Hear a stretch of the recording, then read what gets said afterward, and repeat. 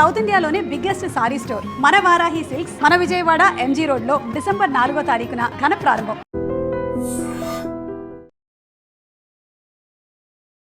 18 months తర్వాత ఇది clean chit అనేది జరిగింది. ఈ మధ్యలో చాలా స్ట్రగుల్స్ ఫేస్ చేశారు. ఒక న్యూస్ వేసేసారు, తర్వాత పాజిటివ్ వచ్చేసిందని కూడా వేసేసారు. తర్వాత నేను కాదని మొత్తుకుంటున్నా ప్రతి విషయాన్ని అవును అవును అవునని చూపించడానికి ట్రై చేశారు. ఇదే నైల్ పాలిష్ పెట్టుకుని నేను బిర్యానీ చేస్తే దాన్ని కూడా బూత్ చేసేసి ఎప్పుడుదో పాత వీడియో ఇప్పుడు నేను ఇంట్లోనే ఉన్నానని నటిస్తూ పెట్టిందా అంటాడు. ఎవరో ఒక అమ్మాయి వైట్ డ్రెస్ వేసుకుంది, ఆ అమ్మాయిని చూపించేస్తున్నారు బయటకు వచ్చిన దాంట్లో హేమ హేమ హేమ హేమ అని చెప్పేసి. ఆ అమ్మాయిని నేను కాదు అంటే అడ్డంగా దొరికిపోయి బొకాయిస్తున్న హేమనేస్తారు. ఓన్లీ మీరు ఆ రేవుపట్టిలో ఉన్నారనే పాయింట్ గుర్తుందే కానీ ఇప్పుడు ఈ రోజు ఇది జరిగిందని తెలియదు. నెగిటివ్ న్యూస్ ని ఎట్లా అయితే వేశారో పాజిటివ్ ని కూడా అట్లాగే జనాల్లోకి తీసుకువెళ్తే వాళ్ళకి ఒక రెస్పెక్ట్ మిగులుతుంది. ఎన్ని ఛానల్ అడుక్కునే వాళ్ళు రోడ్ల మీద అడుక్కునే వాళ్ళు 10,000 ఇచ్చి తీసుకుని వచ్చి కూర్చోపెట్టి హేమక్క గురించి మాట్లాడని చెప్పి మాట్లాడిచ్చారంట. అంటే వాళ్ళే కెమెరా ముందు మాట్లాడేసి నేను ఆ ఛానల్ వాళ్ళ గురించి ఆలోచిస్తున్నాను. వాళ్ళ క్యారెక్టర్స్ ఏంటి, వాళ్ళ అమ్మ నాన్న ఏంటి, వాడి పుట్టుకేంటి, సిగ్గుండక్కర్లా టీవీ వాడికి. భయమేస్తుంది. అందుకే ఈషాని నేను మీడియాకి కనపడకుండా దాచుకుంటున్నాను. ఒక రేపిస్ట్ కనపడకుండా దాచుకున్నామంటారు కదా, అలాగా మీడియాకి కనపడకుండా నా బిడ్డని దగ్గర దాచుకుంటున్నాను. 18 నెలలు కూడా మీడియా ముందుకు రాకపోవడం, ఓన్లీ కోర్టు అది ఇంకా తీర్పు ఏమి రాలేదు కాబట్టి ఇవ్వకూడదు కాబట్టి మీరు ఇంటర్వ్యూలు ఇవ్వలేదు, మీడియా ముందుకు రాలేదు. వన్స్ కోర్టుకి కేసు వచ్చేసిన తర్వాత ప్రాబ్లం లేదు, మాట్లాడొచ్చు. ఇప్పుడు నేను రామా అంటాను, నువ్వు దాన్ని నన్ను అమ్మ అన్నావా అనుకో, అది మళ్ళీ ఇష్యూనే కదా. ఇప్పుడు నువ్వు అన్నట్టు 3-4 days అయింది కదా కేసు అయిపోయి మనకి చేతికి పేపర్స్ వచ్చి, ఇప్పుడు వరకు ఒక్కళ్ళు కాల్ చేయలేదు తెలుసా. రేవుపాటి డ్రగ్స్ కేసు అనే పాయింట్ మీ మీదకి వచ్చిన తర్వాత లైక్ చాలామంది మీతో మాట్లాడడానికి కానీ, అంటే మీ సర్కిల్లో ఉండే వాళ్ళు కొంచెం దూరం అయ్యారని కానీ, మీ వర్క్స్ కూడా చాలా ఇబ్బందులు అయ్యాయని. ఆ టైంలో పాప జాబులకి ఎవరెవరికైతే అప్లై చేసి ఉంటుందో వాళ్ళందరూ చాలా మంది అసలు ఇచ్చిన డేట్ కూడా పోస్ట్పోన్ చేశారు.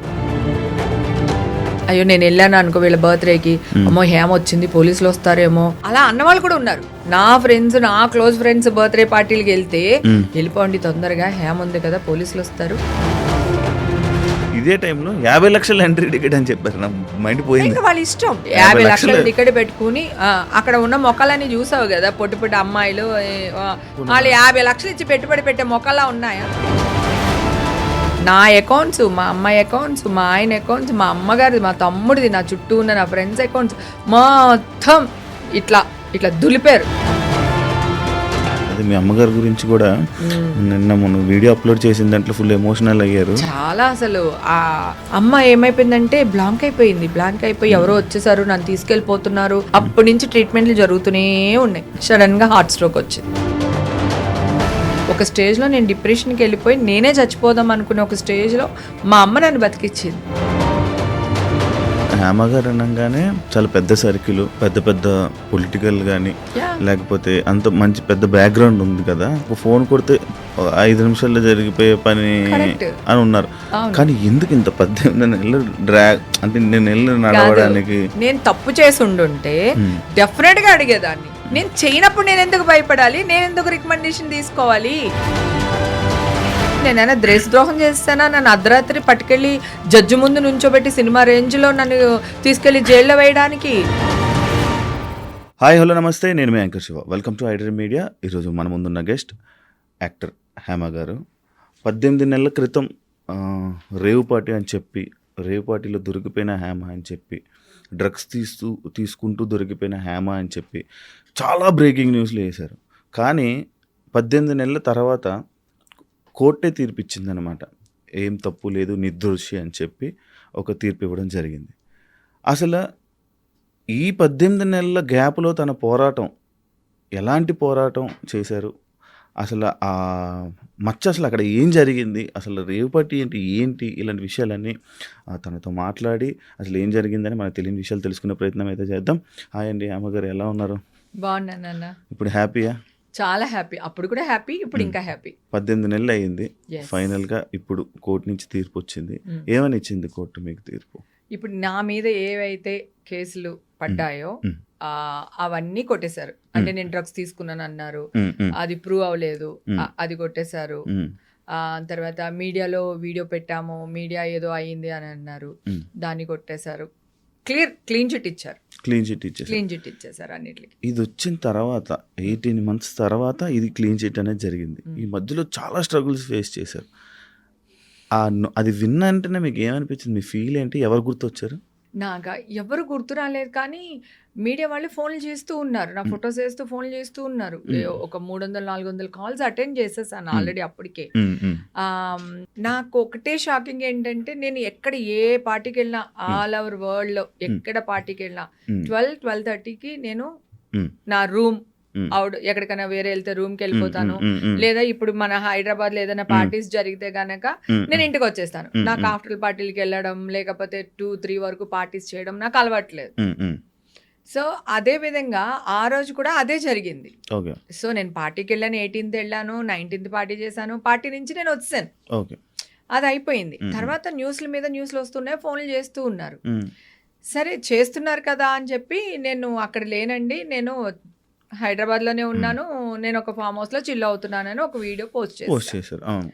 నేను ఆ వీడియో పోస్ట్ చేసినప్పుడు ఒక చిన్న పొరపాటు ఏం చేశానంటే, నేను ఆ పార్టీకి వెళ్ళాను కానీ వచ్చేసాను అని నేను చెప్పుండాల్సింది. అట్లా కాక నేను వచ్చేసాను అంటే నాకు సంబంధం లేదు, వెళ్ళాను వచ్చేసాను, ఆ పార్టీకి నాకు ఇంకా సంబంధం లేదు కదా. నా టెన్షన్ ఎలా ఉంటది, అది డ్రగ్స్, రేవ్ పార్టీ ఇవన్నీ అనేసరికి నాకు ఒక భయం ఉంటది కదా. సో దాంతో నేనేంటంటే, నేను ఇక్కడే ఉన్నాను అని చెప్పేసి నేను ఒక న్యూస్ ఇవ్వడం జరిగింది.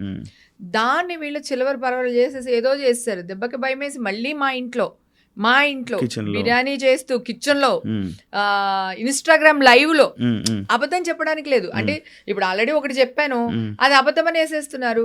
సరే అట్లీస్ట్ మా ఇంట్లోంచి నేనేస్తే అట్లీస్ట్ ఇది హైదరాబాద్ లోనే ఉందిరా బాబా అని అనుకుంటారు కదా.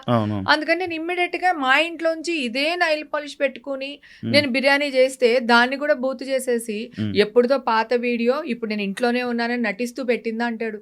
అసలు మీకు ఈ వీడియో సలహా ఎవరు ఇచ్చారండి? సలహా ఎవ్వరు ఇవ్వలేదు, అందరూ ఫోన్లు చేస్తున్నారు, నేను ఇక్కడే ఉన్నాను, నాకు సంబంధం లేదని చెప్తూ వచ్చాను, ఎవ్వరు వినట్లేదు.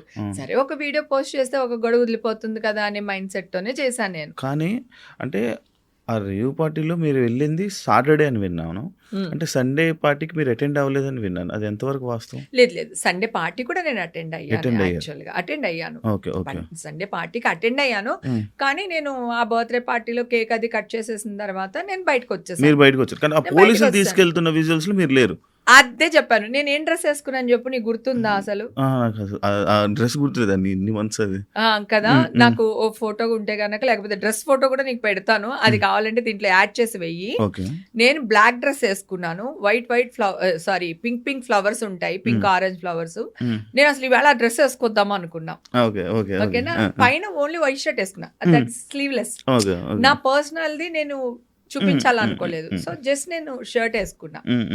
షర్ట్ వేసుకుని మొత్తం black and black, full black and black. ఎవరో ఒక అమ్మాయి వైట్ డ్రెస్ వేసుకుంది, ఆ అమ్మాయిని చూపించేస్తున్నారు బయటకు వచ్చిన దాంట్లో, హేమా హేమా హేమా హేమా అని చెప్పేసి. కడికి నా ఫ్రెండ్స్ ఫోన్ చేసి, వస్తే అది వైట్ నైల్ పాలిష్ వేసుకుందే, నువ్వు బ్లాక్ నైల్ పాలిష్ వేసుకున్నావు అని ఫ్రెండ్స్ అందరూ ఫోన్లు చేసి చెప్తున్నారు. ఆ మాత్రం సెన్స్ లేదా వాళ్ళకి, ఎలా వేస్తున్నారు న్యూస్ లో అది ఇదని. నా చుట్టుపక్కల నా ఫ్లాట్ వాళ్ళు ఉంటారు కదా, అందరూ పాపం వాళ్ళు వచ్చి ఇంటికి వచ్చి నాతో గోల్ పెట్టారు. పెడితే మళ్ళీ నేను అనౌన్స్ చేశాను, ఏమంటే ఆ పిల్ల వైట్ నైల్ పాలిష్ వేసుకుంది, ఆ అమ్మాయి వైట్ డ్రెస్ వేసుకుంది, నేను బ్లాక్ డ్రెస్ వేసుకున్నాను, ఆ అమ్మాయిని నేను కాదు అంటే అడ్డంగా దొరికిపోయి బొకాయిస్తున్న హేమనేస్తారు. ఇక్కడ నువ్వు ఒకటి అబ్జర్వ్ చేసావా, ఒక న్యూస్ చేసి వేసేసారు, వచ్చిందని వేస్తారు, తర్వాత పాజిటివ్ వచ్చేసిందని కూడా వేస్తారు, ఓకేనా. ఇవన్నీ వచ్చేసినాయి.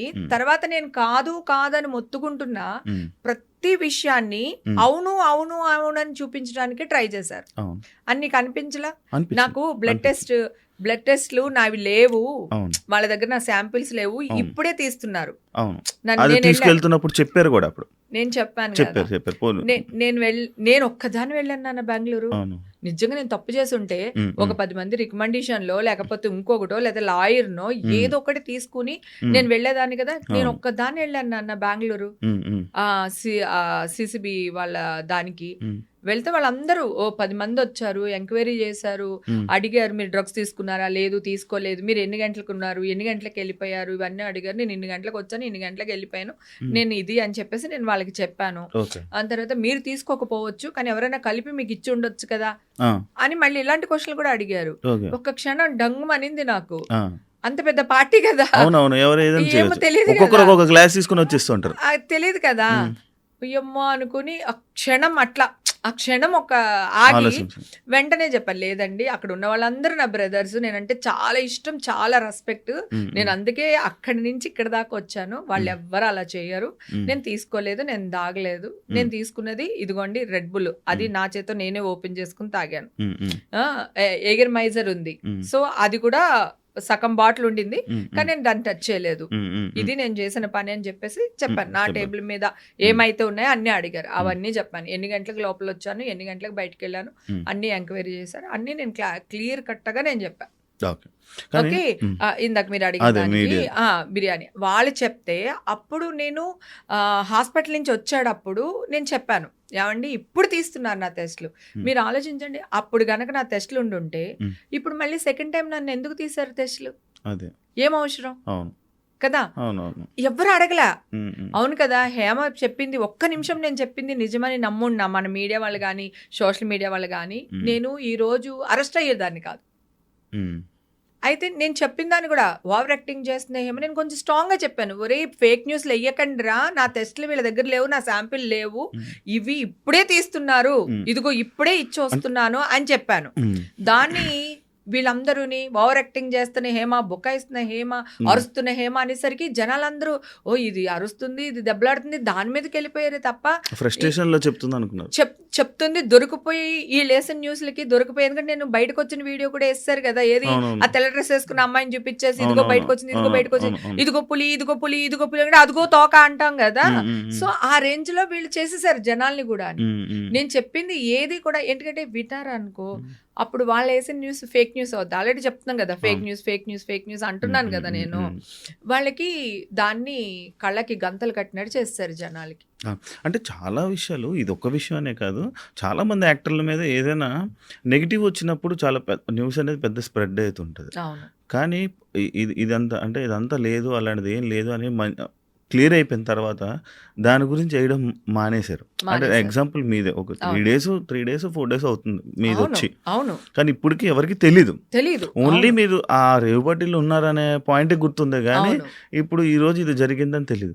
మరి దానికి మీరు ఫీల్ అవ్వట్లేదు, దాని మీద మళ్ళీ అవతల వాళ్ళ మీద ఏమి యాక్షన్ తీసుకోవట్లేదు? లేదు, నేను 100% యాక్షన్ తీసుకుంటాను. నేను ఇప్పుడు ఆల్రెడీ నేను మంచితనంగా అపాయింట్మెంట్ కావాలి అన్నాను, వాళ్ళు ఎవరో అంట ఆ పర్సన్ తో మాట్లాడాను, నాకు ఇలా అపాయింట్మెంట్ కావాలి అంటే నిన్న ఆయన ఆఫీస్కి రాలేదు, సో సండే ఏదో రాలేదు, ఈవేళ వస్తారు మేడం, వస్తే గనక మేము మీకు చెప్తాము అని అన్నారు. వాళ్ళు ఇంతవరకు నాకేం చెప్పలేదు. సో ఓకే, తర్వాత నెంబర్ ఒకటి ట్రై చేస్తున్నాను, అది దొరికితే ఆయనతో మాట్లాడతాను, ఆయన అపాయింట్మెంట్ తీసుకుంటాను. ఇప్పుడు మీన్ వెల్ ఈ 2-3 రోజులే నా దగ్గర టైం ఉంది. ఇవాళ రేపు ఎల్లుండి మళ్ళీ నేను మా అమ్మ దగ్గరికి వెళ్ళాలి, 11th డే ఈ మధ్యనే కదా కావచ్చు. అయితే 11th డే ఉంది. అది దాని నుంచి వచ్చిన తర్వాత అందరూ మంచిగా రియాక్ట్ అయ్యి నెగిటివ్ న్యూస్ ని ఎట్లా అయితే వేశారో పాజిటివ్ ని కూడా అట్లాగే జనాల్లోకి తీసుకువెళ్తే వాళ్ళకి ఒక రెస్పెక్ట్ మిగులుతుంది. ఎనీ ఛానల్ వాళ్ళకి కూడా అరే పాపం అప్పుడు ఏం చేసినా పాప మా పిల్లకి న్యాయం చేశారా అని ఒక మంచి ఇది గానీ వీళ్ళందరికీ వెళ్తుంది. ఎందుకంటే వీళ్ళందరూ బాగా వేస్తారు, నా వాయిస్ రికార్డ్ చేసేసేసారు, నేనేం మాట్లాడితే అది చేసేస్తున్నారు. నా ఫ్రెండ్స్ అందరూ ఏమో ఏమేమి మాట్లాడికే, నువ్వేం మాట్లాడినా వాళ్ళు బూత్ చేసేస్తున్నారు, నువ్వు అసలు మాట్లాడుకు ఫోన్లు ఎత్తక అంటున్నారు. నాకు ఇష్యూలో ఉన్నాడప్పుడు నాన్న 500-600 ఫోన్లు అటెండ్ చేశాను నాన్న. నేను లేనురా బాబు, ఎందుకంటే ఒక ఫోన్ ఎత్తకపోయినా నా ఫోన్ ఎత్తలేదు, అది అక్కడే ఉంది అంటాడేమో అని భయానికి ఎత్తేదాన్ని. ఇప్పుడు నువ్వు అన్నట్టు 3-4 days అయింది కదా కేసు అయిపోయి మనకి చేతికి పేపర్స్ వచ్చి, ఇప్పుడు వరకు ఒక్కళ్ళు కాల్ చేయలేదు తెలుసా. హేమగారు క్వాష్ అయిందంట కదండి, కొట్టేశారంట కదా కేసు, వెరీ గుడ్ అండి, ఏంటండి అని చెప్పి, లేకపోతే ఒకసారి ఛానల్కి వస్తారా, లేకపోతే ఒక బ్రేకింగ్ న్యూస్ వేద్దాం, లేదంటే అట్లీస్ట్ కింద స్క్రోలింగ్ అయినా వేద్దాం, ఏమీ లేదు. అంటే మంచిని తీసుకెళ్లారు జనాల్లోకి, వీళ్ళు నెగటివ్ని స్ప్రెడ్ చేస్తున్నారు. అవును. అది ఎంతవరకు న్యాయం? అవును. అంటే ఛానల్స్ ఉన్నదే మంచి కోసం కదా, మంచి చేయాలి, జనాల్ని చైతన్యవంతుల్ని చెయ్యాలి, ఓ డ్రగ్స్ అనేది నిర్మూలించాలి కదా. ఎలా నిర్మూలించాలి? అమాయకులను తీసుకొచ్చేసి వాళ్ళ మీద న్యూస్ వేసి ఆమె ఇంత అందంగా ఉండడానికి డ్రగ్స్ కారణం అని ఎవడన్నా అనుకున్నాడు అనుకో, మాట వరుసకి ఆడొక డ్రగ్ ఎడిట్ అయిపోతాడా నా కోసం? అవునా? నిజమే. ఓ హేమకి ఇంత ఇంత ఎలా మాట్లాడుతుంది, ఇంత హుషారుగా ఉందంటే ఒకవేళ అదే కారణం అనుకుంటే ఇంకొక అమ్మాయి అలా అయిపోద్ది కదా కదా. వీళ్ళు అది చూపించినప్పుడు ఇంత సఫర్ అయ్యారు హేమ గారు దీంట్లో ఉండటం వల్ల. మీరందరూ జాగ్రత్తగా ఉండండి, ఇప్పుడు ఆవిడ మంచిదని లేకపోతే కేసు కొట్టేశారని ఒక మంచి న్యూస్ వేస్తే ఎంత బాగుంటుంది అసలు. ఇప్పుడు నేను అడిగాను కానీ ఆయన అడుగుతాను, టీవీ వాళ్ళు వీళ్ళు నేను అమ్మ దగ్గరికి వెళ్ళి 27 నాకు ఉంది ఫంక్షన్, అది అయిపోయి 28కో 29కో నేను ఇక్కడికి వచ్చేస్తాను. ఈ లోపల అందరూ రియాక్ట్ అయితే పర్వాలేదు, నేను ఎవ్వరూ రియాక్ట్ అవ్వలేదు అనుకోండి, నేను బెదిరించట్లేదు కానీ నేను వెళ్ళి ధర్నా చేస్తా, 100% ధర్నా చేస్తా. నేను మంచిగానే ట్రై చేస్తున్నా. ఇప్పుడు మీడియా వాళ్ళు నాకు కావాలి, నేను మీడియా వాళ్ళకి కావాలి. ఈవేళ నేను రేపు రాజకీయాల్లోకి వెళ్ళొచ్చు, నేను టీటీడీ బోర్డు మెంబర్ గా ట్రై చేయాలని అనుకుంటున్నా ఇన్ ఫ్యూచర్. ఓకేనా? ఇప్పుడు నా మైండ్ అంతా చిల్లి మూడ్ లో ఉంది, సో నన్ను ఎంజాయ్ చేయాలి, ఈ మూడ్ లో ఉన్నాను. రేపు రాజకీయంగా ఎదగాలి నేను. ఇప్పుడు ఈ న్యూస్లు ఇవన్నీ ఉండి నేను మీడియా వాళ్ళతో గొడవ పడితే నాకు ఎప్పటికైనా ప్రాబ్లమే కదా. నేను లేకపోతే మీడియా వాళ్ళు ఉండరు, మీడియా వాళ్ళు లేకపోతే నేను మీన్స్ సెలబ్రిటీస్ కదా. రాజకీయ నాయకులు సెలబ్రిటీస్ లేకపోతే అసలు న్యూస్ ఛానల్స్ మూతేసుకోవచ్చు హ్యాపీగా. ఇది మొన్న ఇప్పుడు ఎందులోనో వచ్చింది కూడా, నేను అది చూసా. లైక్ పొలిటికల్ కానీ సినిమా ఇది కానీ ఇది లేకపోతే మీడియాకి సగం కంటెంటే డౌన్ అవుతుంది. లేదు, నిజంగా కూడా లేదు. అలాగే మాకు పబ్లిసిటీ కావాలన్నా, మేము ఏదైనా ఒక మంచి పని చేసేది ప్రజల్లోకి వెళ్ళాలన్నా కూడా మీడియా మాకు సపోర్ట్ కావాలి. సో మేమెంత అవసరమో మాకు మీరు అంత అవసరం. కానీ మీరు ఫేక్ న్యూస్లు నెగిటివ్ న్యూస్లు చేసినంత పబ్లిసిటీ ఒక మంచిని చేయలేకపోతున్నారు. అవును. యాక్చువల్లీ నాకు ఒక డౌట్ ఉంది. అంటే ఈ రేవుపాటి ఈ డ్రగ్స్ కేసు అనే పాయింట్ మీ మీదకి వచ్చిన తర్వాత లైక్ చాలామంది మీతో మాట్లాడడానికి కానీ, అంటే మీ సర్కిల్లో ఉండే వాళ్ళు కొంచెం దూరం అయ్యారని కానీ, లేకపోతే మీతో మాట్లాడడానికి ఇబ్బంది పడ్డారు అంటే, చాలా మీ వర్క్స్ కూడా చాలా ఇబ్బందులు అయ్యాను. అవును. ఎన్ని ఇబ్బందులు వచ్చుంటాయి మీకు? చాలా ఇబ్బందులు వచ్చినాయి నాన్న. అప్పుడే మా అమ్మాయి జాబ్కి ట్రై చేస్తుంది, లండన్లో చదువుకుని వచ్చింది, ఇంటర్నేషనల్ బిజినెస్ మేనేజ్మెంట్, ఇక్కడ జాబ్కి ట్రై చేస్తుంది. ఆ టైంలో ఈ న్యూస్ చూసే కొద్దీ చూడబుద్ధి అవుతుందని ఇదే సార్. అప్పుడు ఎలక్షన్ ఓట్ల లెక్కింపు. ఆ టైంలో ప్రతి వాళ్ళు టీవీ ముందే కూర్చుంటారు, చిన్నపిల్లతో సహా పెద్దవాళ్ళతో సహా అందరూ కూర్చుంటారు. ఆ టైంలో వేసి చంపేశారు. ఇప్పుడేమో ఒక్కరు వేయలేదు. ఆ టైంలో పాప జాబులకి ఎవరెవరికైతే అప్లై చేసి ఉంటుందో వాళ్ళందరూ చాలా మంది అసలు ఇచ్చిన డేట్ కూడా పోస్ట్పోన్ చేశారు. తర్వాత వేరే కంపెనీ వాళ్ళు జాబ్ ఇచ్చారు, పాపకి మంచి సాలరీ ఉన్నదానికన్నిటికంతా నా అదృష్టం అయిపోయింది. తర్వాత నాకు ఒక గిల్ట్, అయ్యో నేను వెళ్ళాను అనుకో వీళ్ళ బర్త్డేకి, అమ్మో హేమ వచ్చింది పోలీసులు వస్తారేమో అలా అన్నవాళ్ళు కూడా ఉన్నారు. నా ఫ్రెండ్స్, నా క్లోజ్ ఫ్రెండ్స్ బర్త్డే పార్టీలకి వెళ్తే వెళ్ళిపోండి తొందరగా, హేమ ఉంది కదా పోలీసులు వస్తారు అన్నారా వెనకాల. తర్వాత మళ్ళీ తెలుస్తుంది కదా, మళ్ళీ ఎవడో కూడా మన బ్యాచ్ లోనే ఒక ఉంటారు కదా, వచ్చి మళ్ళీ చెప్తారు కదా నేను పలానా ఆవిడ ఇలా అంది అలా. నాకు వాళ్ళ మీద కోపం రాలేదు, ఎందుకంటే ఎవడైనా భయపడతాడు అట్లా. నేను 10 పార్టీలకు పిలిస్తే ఒక 2 పార్టీలకు వెళ్ళేదాన్ని, వెళ్ళినా కూడా 11:30కి వచ్చేదాన్ని. ఎందుకురా బాబు తర్వాత ఏదైనా జరిగి మళ్ళీ నేను నా వల్ల వీళ్ళందరూ ఇదయ్యారా అని అనిపించుకుంటారు. వాళ్ళు కూడా ఏం లేదు, ఏదన్నా ఉంటే ఫారెన్ సరికి ఏదో ఒకటి ఉంటుంది మందు బాటిల్, అంతకు మించి నేను వెళ్ళే పార్టీలో ఏమి ఉండదు. దాన్ని కూడా విదేశీయ మద్యం తాగుతున్నారు పార్టీలు అని మొన్న కూడా చూసావు కదా పాపం సింగర్ది. అవును, యాక్చువల్లీ ఈ రేవుపాటి అనే పేరు బెంగళూరులో ఎప్పుడైతే ఇది జరిగిందో అప్పటి నుంచి మొదలైందండి ఇక్కడ. ఎందుకంటే ఎవరు ఏ పార్టీతో దొరికిపోయినా కూడా దానికి రేవుపాటి అనే పేరు పెడుతున్నారు. అసలు వీళ్ళకి రేవుపాటి నామ్స్ ఏంటో తెలుసా? అసలు నాకు తెలియదు. నేను కూడా అడిగా చాలా మంది, అసలు రేవుపాటి అంటే ఏంటంటే, రేవుపాటి అంటే అమ్మాయిలు ఉంటే రేవుపాటి అంటున్నారు. అంటే మా అబ్బాయిలు ఉంటే రేవుపాటి కాదా? ఓన్లీ అమ్మాయిలు ఉంటే ఏం పార్టీ ఉంటుంది? అదే అమ్మాయిలు అబ్బాయిలు ఉంటే రేవుపాటి అంట. అక్కడ డ్రగ్స్ దొరికినాయి కదా రేవుపాటికి నామ్స్ ఏంటని అడిగితే తెలియదు. మీకు తెలుసా రేవుపాటి అంటే ఏంటో? తెలీదు. అసలు మీరు తెలుసుకోవడానికి ట్రై చేశారు ఈ 18 నేను నెలలు ఇది రేపు ట్రై అంటే ఏంటి? నేను ట్రై చేస్తేనే పోలీసులు అదే చెప్తున్నారు, మీడియా వాళ్ళు ఇదే చెప్తున్నారు. నేను పోలీసులు కూడా అడిగాను, సార్ మీరు రేవు పట్టి అంటున్నారు కదా, రేవు పట్టి అంటే ఏంటి సార్? మనం అంతకుముందు ఎప్పుడో ఒకటి విన్నాం, రేవు పార్టీ అమ్మాయిలు న్యూడ్గా ఉన్నారు, అక్కడ ఇలా ఉంటుంది అలా ఉంటుంది, ఎప్పుడో విన్నాం కదా. అది రేవు పార్టీ కదా. ఇక్కడ చిన్నపిల్లలు వచ్చారు, పెద్దాళ్ళు వచ్చారు, లేడీస్ వచ్చారు, అంకుల్స్ వచ్చారు, అమ్మాయిలు వచ్చారు, అబ్బాయిలు వచ్చారు. అది నిజంగా పాపం ఒక అబ్బాయి బర్త్డే పార్టీ, వాడు ఒక క్లబ్ పెట్టాలనుకున్నాడు, అందుకని కొంచెం గ్రాండ్ గా చేసుకుందాము, అందరికి అనౌన్స్మెంట్ లాగా ఉంటుంది అని చెప్పి ఆ అబ్బాయి డీజే వెనకాల ఆ అబ్బాయి క్లబ్ ఇవన్నీ కూడా ఉన్నాయి. పాపం ఆ అబ్బాయి కూడా ఆ క్లబ్ కూడా నష్టపోయాడు, ఎందుకంటే ఆ బ్రాండ్ వాళ్ళు దీని వల్ల ఆ అబ్బాయిని అవాయిడ్ చేస్తారు. యాక్చువల్లీ సాటర్డే ఇది జరిగిందని నేను, కానీ సండే ఈవినింగ్ జరిగింది మాత్రం రేవ్ పార్టీ అని అంటున్నారు. అది ఎంతవరకు వాస్తవం? లేదు, అసలు సాటర్డే అసలు పార్టీయే జరగలేదు. సాటర్డే అందరూ వెళ్ళి అక్కడ గ్యాదర్ అయ్యాం. ఓకే, ఊరికి కొంచెం చివర ఉంటుంది, మాలాంటి వాళ్ళ కొంతమంది వేరే ఊరు నుంచి వచ్చారు, కొంతమంది హైదరాబాద్ నుంచి వచ్చారు, అట్లా మేము అందరం గ్యాదర్ అయింది సాటర్డే. ఓకేనా, సాటర్డే అసలు పార్టీ అదేం లేదు, జస్ట్ గెట్ టుగెదర్ లా ఉన్నాము, అందరూ భోజనాలు చేసాము, వచ్చాం. ఓకే, ఎవరి రూమ్ కి వాళ్ళు వెళ్ళిపోయాం. సండేనే పార్టీ జరిగింది, అసలు బర్త్డే పార్టీ సండే, ఆ అబ్బాయి బర్త్డే సండే. సండే చిన్నపిల్లలు వచ్చారు, ఫ్యామిలీలు వచ్చినాయి, 4-5 ఫ్యామిలీలు, ఒక 4-5 చిన్న చిన్న పిల్లలు, అదే ఎవరైతే ఫ్యామిలీ వచ్చారో వాళ్ళ పిల్లలు వచ్చారు. అది వచ్చిన పార్టీకి వచ్చిన వాళ్ళు అబ్బాయిలు కానీ అమ్మాయిలు కానీ మంచి ఇంజనీరింగ్ వాళ్ళు, డాక్టర్స్, జాబ్ చేసే వాళ్ళు, సాఫ్ట్వేర్ వాళ్ళు, కొంతమంది అంకుల్స్ వచ్చారు, ఒక 20 మంది పైగా ఆంటీస్ వచ్చారు. ఇలా అంటే నిజంగానే అది ఒక మంచి పార్టీ. ఆ పార్టీలో కొంతమంది డ్రగ్స్ తెచ్చిన మాట వాస్తవం. నేనంటూ ఆ పార్టీలో లేకపోతే అది ఇంత పబ్లిసిటీ వచ్చేది కాదు, ఇంత పెద్ద దుమారం రేగేది కాదు. బికాస్ ఆఫ్ మీ ఆ పార్టీ దుమ్మెత్తి పోసేశారు. మీడియాలోకి రాగానే అది సిచ్యువేషన్స్ మారిపోయినాయి, పోలీసులు కూడా అల్లిపోయారు. అసలు చాలా మంది యాక్టర్స్ ఉన్నారు, అది కూడా ఎవరు లేరు, ఎవరు లేరు, ఎవరు లేరు, యాక్టర్స్ అస్సలు లేరు. అండ్ ఇంకొకటి, ఇదే టైంలో 50 లక్షల ఎంట్రీ టికెట్ అని చెప్పారు, నా మైండ్ పోయింది. ఇంకా వాళ్ళ ఇష్టం చిన్నపిల్లలకి 50,000 టికెట్ తీసుకుని 50 లక్షల టికెట్ పెట్టుకుని అక్కడ ఉన్న మొక్కలన్నీ చూసావు కదా, పొట్టి పొట్టి అమ్మాయిలు, పొట్టేసుకున్న అంకుళ్ళు, అందరూని ఏది 10 మంది వీళ్ళు, మంచి అమ్మాయిలు అబ్బాయిలు వాళ్ళు బయటకు వచ్చారు, అందరినీ చూపించారు కదా. మామూలుగా నీకేమన్నా వాళ్ళని చూస్తుంటే వాళ్ళు డబ్బున్న వాళ్ళు ఉన్నారా? చెప్పులే సరిగ్గా లేవు కదా ఎవరికైనా. వాళ్ళు 50 లక్షలు ఇచ్చి పెట్టుబడి పెట్టే మొక్కలా ఉన్నాయా?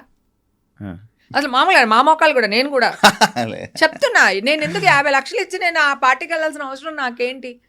నా అకౌంట్స్, మా అమ్మాయి అకౌంట్స్, మా ఆయన అకౌంట్స్, మా అమ్మగారిది, మా తమ్ముడిది, నా చుట్టూ ఉన్న నా ఫ్రెండ్స్ అకౌంట్స్ మొత్తం ఇట్లా ఇట్లా దులిపారు మావి. అస్సలు ఇంత కూడా పాపం పోలీసులు కూడా బాధపడ్డారు. మీడియాకి ఎందుకు మేడం వీడియో పెట్టారు, మీడియా వాళ్ళ వల్ల మేము మిమ్మల్ని అరెస్ట్ చేయాల్సి వస్తుంది, మీడియా వాళ్ళు పెట్టడం కూడా, వాళ్ళకి కేసు పెట్టినప్పుడు కూడా మీడియా అదే పెట్టారు. యాక్చువల్లీ మీరు నిజంగా చెప్పాలంటే, అంటే ఇప్పుడు మీరు పాయింట్ చేశారు, ఆ వీడియో ఏదైతే ఆ కిచెన్ వీడియో కానీ అదే ఆ ఫామ్ హౌస్ దగ్గర మీరు నిల్చొని గార్డెన్లో పెట్టిన ఫోటోలు, ఆ 2 ఫోటోలు పెట్టకపోతే ఇంత అయ్యేదే కాదు అని మీరు అనుకుంటున్నారు కదా. అసలు నేను ఎప్పుడు పెట్టాను అనుకుంటున్నావు? అది జరిగిన ఈవినింగ్కి నెక్స్ట్ డేగా పెట్టారు అది కదా. ఈ లోపల నా పేరు, నా ఫోటోలు అన్ని వచ్చేసినాయి కదా. నా మామూలుగా సినిమాలు యాక్ట్ చేసిన ఫోటోలు పెట్టేసి హేముంది అని వేసేసారు కదా సాయంత్రం వరకుని. అందరూ అలాగే అనుకుంటున్నారు. కాదు, నేను మీ వీడియో పెట్టలేదు, నేను మధ్యాహ్నం 1 గంటకు 2 గంటలకు పెట్టాను నేను వీడియో. అవును, మధ్యాహ్నం అది జరిగిన తర్వాత మధ్యాహ్నం అప్పుడు పెట్టారు, అప్పటికి పెట్టాను నేను వీడియో. పెట్టకుండా అప్పుడు నేను పెట్టకపోయినా వాళ్ళు వేసేసారు కదా న్యూస్. నా ఫోటోలు పోలీసులు ఫోటోలు రిలీజ్ చేశారు అన్నాడు, ఇంకెవడో రిలీజ్ చేశారు. అసలు ఒక ఎంక్వైరీ జరుగుతుంటే అక్కడ పోలీసులు ఏ పోలీసు నా ఫోటో వేస్తాడు? అదే కదా నేను అన్న జాఫర్ దాంట్లో కూడా అడిగాను కదా, ఏ పోలీసు నా పేరు అనౌన్స్ చేశారు, ఎవరు ఏ పోలీసు నా ఫోటో ఇచ్చారు చెప్పండి అని అడిగాను కదా. నేను ఎవడు మాట్లాడలేదే, నేను అరిచాను కదా. నేను మాట్లాడాను, జాఫర్ ఇంటర్వ్యూలో మాట్లాడాను, నా ఇంటర్వ్యూలో మాట్లాడాను, ఏ పోలీస్ ఆఫీసర్ ఇచ్చాడు. ఇప్పుడు ఈ రూమ్ లో ఒక క్రైమ్ జరిగింది, ఈ క్రైమ్ జరిగినప్పుడు ఎంక్వైరీ జరుగుతున్నప్పుడు ఇన్వెస్టిగేషన్ జరుగుతున్నప్పుడు ఫొటోస్ అసలు బయటికి ఎందుకు ఇస్తారు పోలీసులు? వాళ్ళు పోలీసుని వాడేశారు, సపరేట్ నన్ను ప్రెస్ మీట్ వాడేశారు, పెడతారు అందరినీ కదా, వాడేశారు. సపరేట్ ప్రెస్ మీట్ పెట్టి చెప్తారు కదా, ఇలా ఇలా పలానా యాక్టర్లు ఉన్నారని చెప్పాలి కదా. చెప్పలేదు కదా, ప్రెస్ మీట్ లో చెప్పలేదు. కూడా మనోళ్ళే అడిగారు కదా, అవును. ఏదో సెలబ్రిటీ ఉందా అంటే ఇట్లా చూసి ఎవరో ఒకళ్ళు ఉన్నారు, మూవీ వాళ్ళు ఉన్నారంటే ఎవరో ఒకళ్ళు ఉన్నారు అన్నారు. ఆ ఒక్కళ్ళు ఎవరు? ఉమ్. నా పేరు అసలు చెప్పలేదు. చెప్పలేదు. అవును నేను అది కూడా వేసి చూపించాను కదా జాఫర్ దాంట్లో, అవును అవును. ఆ ప్రెస్ మీట్ కూడా వేసి చూపించాను నేను. ఆ అమ్మాయి నైల్ పాలిష్ చూపించాను, ఆ అమ్మాయి డ్రెస్ చూపించాను. ఉమ్. వీళ్ళు ఒక ఫేక్ న్యూస్ వేసేసారు. ఉమ్. ఇప్పుడు దాన్ని నిజం చేయాలి. ఇంకా నేను ఏం చెప్పని వినలేదు, ఉమ్. అవును. ఏం చెప్పని వినలేదు ఉమ్. అసలు. నిజంగా అరెస్ట్ చేస్తారని తెలుసుంటే నేను ఒక్కదాన్ని ఎందుకు వెళ్తాను? ఒక పాయింట్ ఆలోచించిన, ఒక్కదాన్ని వెళ్ళాను నేను. నాకు ఫీవర్, వైరల్ ఫీవర్, ఆ 2 రోజులు వెళ్ళకపోవడానికి రీజన్ ఉమ్. నేను నోటీసులకి రిప్లై ఇవ్వలేదని నన్ను అరెస్ట్ చేశానని చెప్పారు పోలీసులు. ఉమ్. మళ్ళీ నా దగ్గర నేను వాళ్ళకి అన్ని నా ఫోన్లోనే ఇచ్చాను నేను. సార్ నాకు ఇలా ఉంది, ఒంట్లో బాగాలేదు, ఉమ్. ఇదిగో నేను సిలన్ ఎక్కిస్తున్నారు, ఇగో ఈ మెడిసిన్ తీసుకుంటున్నాను, ఉమ్. ఉమ్. నాకు 2 days టైం ఇవ్వండి నేను వస్తాను అంటే Hmm. వీళ్ళు పోలీసులు వెళ్ళి, సారీ మన మీడియా వాళ్ళు వెళ్ళి పోలీసులు అందరినీ ఎన్ని లక్షలు తీసుకుని హేమ గారిని అరెస్ట్ చేయకుండా వదిలేశారని అడిగారంట. బా. ఎంత ప్రెషర్ చేశారో తెలుసా పోలీసులు. నాకు బెయిల్ ఎలా వచ్చిందో తెలుసా? ఉమ్. చెప్పండి. ఒక కోర్టులో ఎప్పుడు కూడా ఆ, ప్రీవియస్ తీర్పులు ఉంటాయి, అవును అవి రెఫరెన్స్ గా పెట్టి అవును. అడుగుతూ ఉంటారు. అడుగుతుంటారు. ఈ కేసుకి ఇట్లా అప్పుడు ఇలా జరిగింది ఇలా అని ఉంటాయి కొన్ని. ఉమ్. దాంట్లో ఒక అతను, ఒక చాలా పెద్ద లాయర్, ఉమ్. ఉమ్. అడ్వకేట్, ఉమ్. అన్ని కేసులు గెలిచాడంట, ఉమ్. ఒక్క కేసు ఓడిపోయారంట. ఉమ్. ఆ పాయింట్ నా ముందరే లాయర్ వాదిచ్చి నాకు బెయిల్ తెప్పించారు. సో చెప్పారు, అది పెట్టి జడ్జి గారికి ఆ పేపర్స్, ఆ పాయింట్లన్నీ పెట్టి ఉమ్. ఆ ప్రీవియస్ జడ్జిమెంట్ది కాపీ ఇచ్చి ఆయన అడిగారు అనమాట. ఉమ్. ఇట్లా ఒక కేసు ఓడిపోయారు ఎందుకు అని లాయర్ని అడిగారంట. ఉమ్. ఉమ్. ఓడిపోయిన తర్వాత ఉమ్. ఉమ్. అడ్వకేట్ గారిని ఉమ్. అడిగితే, నాకు న్యాయానికి నాకు జరిగే యుద్ధంలో అయితే నేనే గెలిచేవాడిని, ఉమ్. ఇక్కడ మీడియాకి న్యాయానికి జరిగిన విషయంలో ఉమ్. మీడియా ఇన్వాల్వ్ అవడం వల్ల నేను ఈ కేసు ఓడిపోయినా అన్నారంట. ఆ, అలా కూడా ఓడిపోతారండి. మరి ఏం చేస్తారు ఇప్పుడు మీడియా వాళ్ళు? ఏం చేస్తారు? ఈవిడే కండక్ట్ చేసేసింది, ఈ అమ్మాయిని ఈవిడే తీసుకెళ్ళిపోయింది, అదే ఆవిడెవరో మాట్లాడి వీళ్ళెవరో మాట్లాడి, మొత్తం ఇదే కదా. అడుగు తినే వాళ్ళు కూడా న్యూస్ ఛానల్లో కూర్చోపెట్టుకుని, అడుక్కునే వాళ్ళు రోడ్ల మీద అడుక్కునే వాళ్ళు 10,000 వేలు ఇచ్చి తీసుకుని వచ్చి కూర్చోపెట్టి హేమక్క గురించి మాట్లాడని చెప్పి మాట్లాడిచ్చారంట. బా. నాకు ఫోన్ చేస్తే నేను వాయిస్ రికార్డ్ చేసి పెట్టుకున్నాను. ఉమ్. ఇంకా బలవంతంగా తీసుకెళ్లి 10,000 వేలు ఇచ్చారక్క, మామూలుగా అయితే 3,000 ఇస్తారక్క, ఈ విషయంలో 10,000 వేలు ఇచ్చి మమ్మల్ని కూర్చోబెట్టి మాట్లాడిచ్చారక్క, మాకు తెలియదు ఇలాగానే అది ఇదని. మా అబ్బాయి ఫోన్ చేశాడు, ఎక్కడెక్కడో నా అసిస్టెంట్కి ఫోన్ చేసి నెంబర్ తీసుకుని వాడు నాకు కాల్ చేశాడు. అంటే వాళ్ళే కెమెరా ముందు మాట్లాడేసి, అంటే నువ్వు డబ్బులు ఇస్తానంటే పాపం పాపం వాళ్ళ ప్రాణం ఎంత నాన్న, 10,000 వాళ్ళకి చాలా ఎక్కువ కదా. ఉమ్. ఉమ్. ఉమ్. అంటే నేనేమంటున్నానంటే, నువ్వు పాపం వాళ్ళ గురించి ఆలోచిస్తున్నావు, నేను ఆ ఛానల్ వాళ్ళ గురించి ఆలోచిస్తున్నాను. ఉమ్. వాళ్ళ స్టేచర్ ఏంటి, ఆ మనుషులు ఏంటి, ఉమ్. ఉమ్. సిగ్గుండక్కర్లా వాళ్ళకి? ఉమ్. ఉమ్. ఆ? ఉమ్. ఇట్లాగా వాళ్ళే డబ్బులు ఇచ్చి తెచ్చుకుని కూర్చోబెట్టి మాట్లాడించడం ఏంటి అసలు? నా మీద 30,000 వాళ్ళు స్పెండ్ చేశారంటే ముగ్గురిని కూర్చోపెట్టి, వాళ్ళు ఎంత రేటింగ్లో సంపాదించుంటారు? ఉమ్. ఉమ్. వాళ్ళు ఎలాంటి వాళ్ళు అసలు? వాళ్ళ క్యారెక్టర్స్ ఏంటి? వాళ్ళ అమ్మా నాన్న ఏంటి? ఉమ్. వాడు పుట్టుకేంటి? ఉమ్. సిగ్గుండక్కర్లా టీవీ వాడికి? ఉమ్. ఇలా జరిగినాయి పాపం. ఇట్లా కూర్చోబెట్టి అన్నీ వేసేసరికి వాళ్ళకి నేను ఎవరో కూడా తెలియదు. కర్ణాటక పోలీసులకి అవును. నేను వచ్చిన ఆవిడ సెలబ్రిటీయా లేకపోతే మామూలు అమ్మాయా అని వాళ్ళకి ఏమి తెలియదు. వీళ్ళు న్యూస్ వేయడం వల్ల ఓ ఎవరో సెలబ్రిటీ వచ్చారు, సో సెలబ్రిటీ ఉంది అని పాపం వాళ్ళకి కూడా తెలియదు. వీళ్ళ జ్ఞానోదయం ఇచ్చారు వాళ్ళకి ఫీడింగ్. ఈ అమ్మాయి ఎలాగా ఎంత హైలైట్ అవుతుంది కదా. ఇలాగా అమ్మ అలాగా అంటే వాళ్ళకు కూడా డౌట్ వస్తుంది కదా పోలీసుకి. ఆల్రెడీ నువ్వు నేను ఒక పార్టీకి వెళ్ళాం, నువ్వు ఉండిపోయావు, నేను బయటకు వచ్చేసాను ఆ పార్టీ నుంచి. అక్కడ ఏదన్నా ఇష్యూ జరిగింది ఇలాంటిది, మనం ఇంటికి వెళ్ళిపోయిన తర్వాత కూడా వాళ్ళు పిలిపిస్తారు, పిలిపించి మనల్ని ఎంక్వైరీ చేస్తారు. ఎంక్వైరీ చేసి మీ పేరేంటి, మీరేంటి, ఏ ఊరు, ఏంటి, తీసుకున్నారా లేదా అని చెప్పి వాళ్ళకు కూడా టెస్టులు చేపిస్తారు. ఇది కామన్, ఇది జరుగుద్ది. కానీ అరెస్ట్ చేసే అంత తప్పు కాదు. ఒకవేళ నేను డ్రగ్స్ తీసుకున్నాను నాన్న, ఎందుకు అరెస్ట్ చేస్తారు? డ్రగ్స్ తీసుకుంటే నేను విక్టిమ్ని, నన్ను అరెస్ట్ చేయరు. మరి అరెస్ట్ చేయనక్కర్లేదు, కోర్టుకి ప్రొడ్యూస్ చేస్తారు. కోర్టులో నిరూపణ అయిన తర్వాత మనం ఫైన్ కట్టుకుంటాం, లేదంటే వాళ్ళు డీహైబ్రేషన్ సెంటర్ అంటారు కదా, అక్కడికి పంపిస్తారు. డ్రగ్స్ తీసుకున్న వాళ్ళని ఫైన్ కట్టించుకుంటారు, అక్కడికి పంపిస్తారు. అసలు దీనికి సంబంధం లేదు, అసలు అరెస్ట్ చేయకూడదు. ప్లస్ మీడియా వాళ్ళు కూడా డ్రగ్స్ తీసుకున్న వాళ్ళ ఫోటోలు కానీ వాళ్ళ పేర్లు కానీ వాళ్ళని పబ్లిసిటీ చేయకూడదు. వాళ్ళు విక్టిమ్స్ కదా, వాళ్ళని కాపాడుకోవాల్సిన బాధ్యత ప్రభుత్వం మీద, సమాజం మీద ఉంటుంది. ఎవరైనా సరే అసలు ఆ విక్టిమ్ ఫొటోస్ వేయకూడదు. ఓకే ఓకే ఓకే ఓకే కానీ మొత్తం పెద్ద ఇదే అయింది కదా. అసలు చాలా చేసేసారు కదా. ఎంత నష్టపోయాను నాన్న. ఈషా గారి ఫ్రెండ్స్ దూరం పెట్టేశారు ఆ పాపని. ఆ ఉద్యోగం టైంలో తన ఇబ్బంది పడిపోయిందా, నేను నా ఫ్రెండ్స్ అందరూ ఇదైపోయారా. మా అమ్మ మాది పల్లెటూరు నాన్న, నేను పరువు కోసం చచ్చిపోతాను.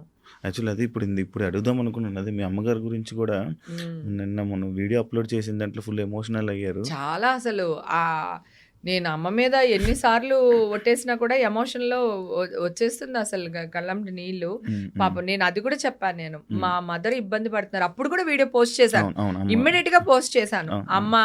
అమ్మ ఏమైపోయిందంటే బ్లాంక్ అయిపోయి ఎవరో వచ్చేసారు, నన్ను తీసుకెళ్ళిపోతున్నారు, నన్ను వచ్చేయమంటున్నారు, నేను వెళ్ళట్లేదు, నేను గట్టిగా పట్టేసుకున్నాను గుమ్మాన్ని, పిచ్చి పిచ్చిగా మాట్లాడుతుంది. అసలు కాన్షియస్ లో కూడా లేదు అమ్మ.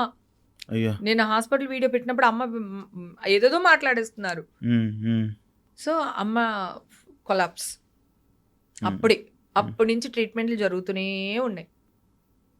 సడన్ గా హార్ట్ స్ట్రోక్ వచ్చింది. అస్సలు అనుకోలేదు. మా అమ్మని ఎంతైనా బతికించుకుందాం అనుకున్నా. మా తమ్ముడు కూడా బాగా చూసుకుంటాడు మదర్ని కోల్పోయానా. నా కూతురా, నా ఫ్రెండ్సా, నా అపార్ట్మెంట్లో వాళ్ళు నిజంగా చాలా మంచి వాళ్ళు. నా చుట్టూ నా క్లోజ్ ఫ్రెండ్స్ అందరికీ నేనేంటో తెలుసు. నేను పార్టీలు చేసే వాళ్ళకి తెలుసు ఈ పిచ్చమంటే ఏంటి అనేది. వాళ్ళు ఇంకా ఉన్నారు కదా, అందరూ ఉన్నారు. అందరూ ఉన్నారు. ఒక్కటి ఏంటంటే నా అదృష్టం, నేను అయ్యో నాకు ఇంత కేసు వచ్చింది, నేను వెళ్తే వాళ్ళు ఏమనుకుంటారో, వాళ్ళ మొహమాటని పిలుస్తున్నాడు, ఇలాగే ఒక పార్టీకి వెళ్తే చెప్పాను కదా ఒక ఆవిడ అన్నాను, ఇలాగే అంటారు అని చెప్పి నేను ఇంట్లో ఉండిపోయాను. నేను ఎవరికి కాల్స్ చేయలేదు, ఎవరిని రికమెండేషన్ అడగలేదు. వాళ్ళంతటి వాళ్ళు కాల్ చేసి ఈషా పాపతో మాట్లాడారు. అంటే నేను ఇష్యూలో ఉన్నప్పుడు మొత్తం ఇండస్ట్రీ అంతా ఈషా, నా క్లోజ్ సర్కిల్ ఎవరున్నారు, మా హీరోలు ఎవరున్నారు, మా వాళ్ళందరూ ఈషాకి సపోర్ట్గా నుంచుని ఈషాని అట్లా ముందు పెట్టి నడిపించారు. మా ఆయనకి భయం, మీడియా ముందుకు రారు, మిగతా విషయాల్లో ఉండరు, హాస్పిటల్కి వెళ్ళాలంటే కూడా భయం దానికి, తన ఒక టైప్. సో నా కూతురు తమ్ముడు ముందుండి ఇవన్నీ నడిపించారు. వాళ్ళు ముందున్నారు, వీళ్ళందరూ వెనకాల ఉన్నారు. 5 లాయర్లు వచ్చారు నాన్న మీకు సపోర్ట్గా. ఇక్కడి నుంచి 2 వచ్చారు, అక్కడ 3 వచ్చారు లాయర్లు. తర్వాత ఒక లాయర్ని నేను అరెస్ట్ అయిన తర్వాత అప్పటికప్పుడు ఒక లాయర్ని, అక్కడ కర్ణాటక లాయర్ని అప్పటికప్పుడు మాట్లాడారు. పోరాడారా? నేను ఒక్కదానే వెళ్ళాను కదా, నేను ఒక్కదానే వెళ్ళాను. సపోర్ట్ చేయలేదా ఈ విషయంలో? అదే లాయర్లు 5 వచ్చారు అంటే వాళ్ళు సపోర్ట్ గా వచ్చినట్టే కదా నాకు. అక్కడ నా బెడ్ రిలేషన్ వాళ్ళే ఉండాలి. హేమ గారు అనగానే చాలా పెద్ద సర్కిల్, పెద్ద పెద్ద పొలిటికల్ కానీ లేకపోతే అంత మంచి పెద్ద బ్యాక్గ్రౌండ్ ఉంది కదా. లైక్ అందులో ఆ పెద్ద పెద్ద బ్యాక్గ్రౌండ్లో నాకు ఫోన్ కొడితే 5 నిమిషాల్లో జరిగిపోయే పని అని ఉన్నారు. కానీ ఎందుకు ఇంత 18 నెలలు డ్రాగ్, అంటే నెలలు నడవడానికి? నెలలు అంటే ఒకసారి కోర్టులో కేసు వెళ్ళిపోయిన తర్వాత నువ్వు డ్రింక్ అండ్ డ్రైవ్ దొరికావు అనుకో, అది కూడా ఇన్ని రోజులు లాగుతుంది. అది కోర్టులో చాలా కేసులు పెండింగ్ ఉంటే కనుక మన కేసులు అంత తొందరగా కొట్టారు, లేకపోతే అంత తొందరగా శిక్ష పడదు. ఓకేనా? 2 ఇప్పుడు నువ్వు అడిగిన దానికి ఏంటంటే, నేను తప్పు చేసి ఉండుంటే డెఫినెట్ గా అడిగేదాన్ని. సరే నేను తప్పు చేసేసాను, నేను ఇది అయిపోయింది, నా తప్పు అయిపోయింది, ఎట్లా అయినా పర్లేదు మీరు బతికించండి అని నేను పోనీ కాళ్ళు పట్టుకుంటాను, లేదా కడుపు పట్టుకుంటా మా హీరోలనో ఎవరినో ఒకరిని కడుపు పట్టుకున్నా అడుగుతాను. నేను చేయనప్పుడు నేను ఎందుకు భయపడాలి, నేను ఎందుకు రికమెండేషన్ తీసుకోవాలి? నేను ఒక్కదానే వెళ్ళాను ఎంక్వైరీకి, నేను ఒక్కదానే వెళ్ళా. నేను వాళ్ళకి ఇన్ఫర్మేషన్ ఇచ్చి వెళ్ళా. సార్ నేను ఈ టైంకి వస్తాను, కెన్ ఐ కమ్ సార్? నా దగ్గర అన్ని ఎవిడెన్సెస్ ఉన్నాయి, కోర్టుకి మొత్తం ఇచ్చాను. ఇదిగోండి సార్, వాళ్ళు ఫస్ట్ నోటీస్కి నేను రిప్లై ఇచ్చాను, సెకండ్ నోటీస్కి రిప్లై ఇచ్చాను, థర్డ్ నోటీస్కి నేను వెళ్ళి ఆయన ముందు ఉన్నాను అని చెప్పి. నువ్వు ఒకటి ఆలోచించి, నేనైనా దేశద్రోహం చేస్తానా? నన్ను అర్ధరాత్రి పట్టుకెళ్ళి జడ్జి ముందు నుంచోబెట్టి సినిమా రేంజ్లో నన్ను తీసుకెళ్లి జైల్లో వేయడానికి అంత తప్పేం చేశాను? నేను ఆ పోలీసు వాళ్ళు కూడా అదే అడిగాను, నేను అంత తప్పేం చేశాను? ఇంత పరిగెత్తుకుని తీసుకుని వెళ్ళి అంత తీసుకెళ్ళి అక్కడ అప్పచెప్పాల్సిన అవసరం ఏంటని అడిగా. మేడం మీడియా వాళ్ళు మమ్మల్ని ఇలా అడుగుతున్నారు మేడం, 10 lakhs తీసుకుని మీరు ఆవిడ అరెస్ట్ చేయడం మానేసారా అని. 10 lakhs వాళ్ళు డబ్బులు కూడా మెన్షన్ చేస్తున్నారు. అంత ఫోర్స్ చేశారు పోలీసులకి వీళ్ళు. మరి వాళ్ళకి ఎలా ఉంటది? మేమేం తీసుకోలేదు, ఆవిడెవరో కూడా మాకు తెలియదు, వీళ్ళేంటి ఇలా అడుగుతున్నారు, రేపు పొద్దున మా ఉద్యోగాలు పోతాయేమని వాళ్ళకి ఉంటుంది కదా.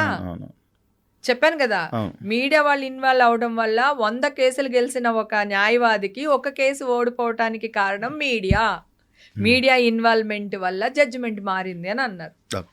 దానివల్ల మనకి బెయిల్ శాంక్షన్ చేశారు వాళ్ళు ఆలోచించిన తర్వాత. ఓకే, ఇదే ఇప్పుడు అంత ఏం లేదు, నిర్దోషి, తను ఏంది అలాంటిది ఏం తీసుకోలేదు అని చెప్పి వార్త రాగానే మీ ఫ్యామిలీ మెంబర్స్, అమ్మగారు విన్నారా వార్త? విన్నారు. 3వ తారీఖున వచ్చిందిగా, నవంబర్ 3కి వచ్చేసింది. ఆ. నవంబర్ 12th నేను నా బర్త్డే గట్టిగా చేసుకున్నా. పోయిన సంవత్సరం బర్త్డేనే చేసుకోలేదు నేను. అయ్యో, సో ఇలాంటి ఈ సిచ్యువేషన్స్ వల్ల ఈ సిచ్యువేషన్స్ వల్ల మళ్ళీ నేను బర్త్డే పార్టీ పెట్టి మళ్ళీ దాన్ని ఇంకొక బూత్ చేస్తారు ఎందుకు అని మనమే చెప్పి పిలుచుకొని మనమే తిట్టించుకోవాలి. తిట్టించుకో అందుకని నేను అసలు పోయినసారి బర్త్డే చేసుకోకపోతే 2-3 ఫ్రెండ్స్ అందరూ కలిపి అట్లీస్ట్ కేక్ అన్నా కట్ చేయవే ఏంటి అది ఇది అని అలా చేశారు. పోయిన ఇయర్ చేసుకోవాలి. ఈ ఇయర్ 3కే వచ్చేసింది.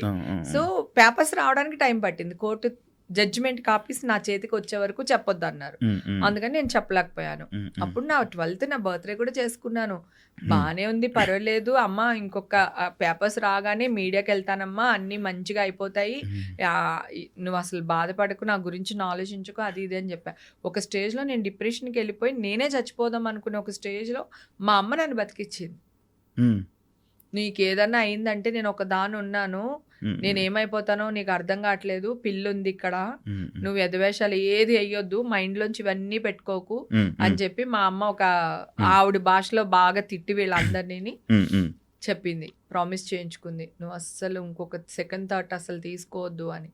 ఒక సెకండ్ థాట్ తీసుకున్నాడప్పుడు అనిపించింది పాప హస్బెండ్ అంటే ఇప్పుడు హస్బెండ్ పర్వాలేదు, పాపకి ఇంకా మ్యారేజ్ కాలేదు కదా నాన్న, ఇప్పుడేగా స్టడీస్ కంప్లీట్ చేసుకోవచ్చు. అమ్మేమో ఆల్రెడీ డయాలసిస్ స్టేజ్ లో ఉంది, ఆవిడ ఇబ్బంది పడుతుంది, ఆవిడ రేపు ఆ టెన్షన్ లోనే ఉన్నారు. సో దీనివల్ల మనకి హ్యాపీ. నా కూతురు మా ఇంట్లో నా ఫ్రెండ్స్ అందరికి తెలుసు నేనేంటో అని. అంటే నేను ఎన్ని పార్టీలకి వెళ్తాను కదా, నా కారు నేనే డ్రైవ్ చేసుకుని మా ఇంటికి వస్తాను అబ్బా. ఎన్ని పార్టీలకి వెళ్ళినా నేను డ్రైవర్ ని పెట్టుకోను. మీరు కూడా చూసారు కదా, సుమన్ కూడా మన సుమన్ టీవీ ఇంటర్వ్యూ జరిగినప్పుడు రోషన్ కూడా అన్నాడు, అక్క ఎన్ని పార్టీలు మన ఇద్దరం కలిసి చేయలేదు అక్క అనేసి. శివాజీ రాజా ఇంటర్వ్యూలో కూడా చెప్పాడు, అది మందు తాగదు, అది దాన్ని చూస్తే అలా అనుకుంటారు, అది తాగదు, అది ఇది అని మాట్లాడతారు. నాకు రెడ్ బుల్ ఒక షాట్ వేసి రెడ్ బుల్ వేసారంటే ప్రపంచాన్ని ఊపేస్తుంటాను అనమాట. ఎవడు రాడు అది ఇది అని. అది నాకు బై బర్త్ భగవంతుడు ఎనర్జీ ఇచ్చాడు. అది నేను షూటింగ్ లో కూడా ఇలాగే ఉంటాను, నేను నాకు అలవాటు, నేనే కార్ డ్రైవ్ చేసుకుని వస్తాను. అలాంటిది డ్రగ్సా? అందుకని ఎవ్వరూ పట్టించుకోలేదు, నా ఫ్రెండ్ సర్కిల్ కానీ జనాలు కానీ ఎవ్వరు పట్టించుకోలేదు. ఇంకా జనాల గురించి మాట్లాడితే నేను వెళ్ళిన టెంపుల్స్ కానీ నేను వెళ్ళిన ప్లేసుల్లో కానీ పెద్దవాళ్ళు ఉంటారు, అంటే పెళ్ళిళ్ళు, ఎంగేజ్మెంట్స్ ఇలాంటి వాటికి వెళ్తాం కదా, అక్కడ అందరు ఆడాలి వచ్చేసి నా చేతులు ఇట్లా పట్టేసుకుని, కొంతమంది ఇలా బుగ్గలు గిల్లేసి, నువ్వు ఫైటర్, నువ్వు ఫైట్ చేయి, మేమందరం నీ వెనకాల ఉన్నాము, నువ్వు తప్పు చేయవని మాకు తెలుసు, నువ్వు అస్సలు వెనక తిరగొద్దు, ఇలాంటి మీడియా వాళ్ళు కొన్ని లక్షల మంది వచ్చినా సరే నువ్వు అసలు అలాగే నిలబడు, నీ వెనకాల మేమున్నాం, మేము కనపడకపోవచ్చు, మా బ్లెస్సింగ్స్ నీతో ఉంటాయి అని చెప్పి.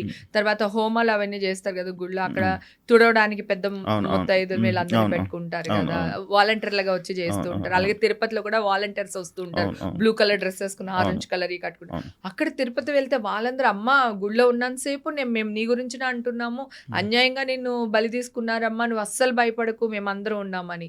పెళ్ళిళ్ళకి వెళ్తే ఇక్కడ, గుడికి వెళ్తే అలాగా పెద్దవాళ్ళు అనమాట, వయసులో పెద్దవాళ్ళు, నాకంటే చిన్నోళ్ళు అందరూని. సో ఇంత మంది నమ్మలేదు, అంటే ఇంత పెద్ద న్యూస్ వేసినప్పుడు నన్ను తీసి పక్కకు పెట్టేయాలి. నా బిజినెస్లు పాడైపోయి ఉండాలి, నేను ఈవెంట్స్ చేసుకుంటాను, ఈవెంట్స్ పాడైపోయి ఉండాలి, నా కూతురు కెరియర్ పాడైపోయి ఉండాలి, నా హస్బెండ్ని పక్కన పెట్టేసి ఉండాలి, నన్ను పక్కన పెట్టి ఉండాలి.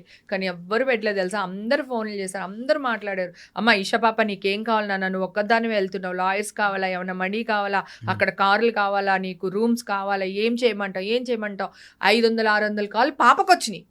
నా సర్కిల్ నిజంగానే నా సర్కిల్ ఏం చిన్న సర్కిల్ కాదు, కాకపోతే నేను తప్పు చేస్తుంటే ఈ సర్కిల్ అంతా వాడేసేదాన్నేమో. కానీ ఈ మీడియాలో వచ్చిన వార్తల వల్ల కొంతమంది జనాలు అయితే ఇన్ఫ్లుయెన్స్ అయ్యారు, 100% అయ్యారు. ఎందుకంటే చెప్పానుగా, ఒక బర్త్డే పార్టీకి వెళ్తే నలుగురు మాట్లాడారు 100% మాట్లాడారు. అండ్ ఇదే కాకుండా 1989 నుంచి ఎప్పటి నుంచి ఉన్నారు మీరు ఇండస్ట్రీ?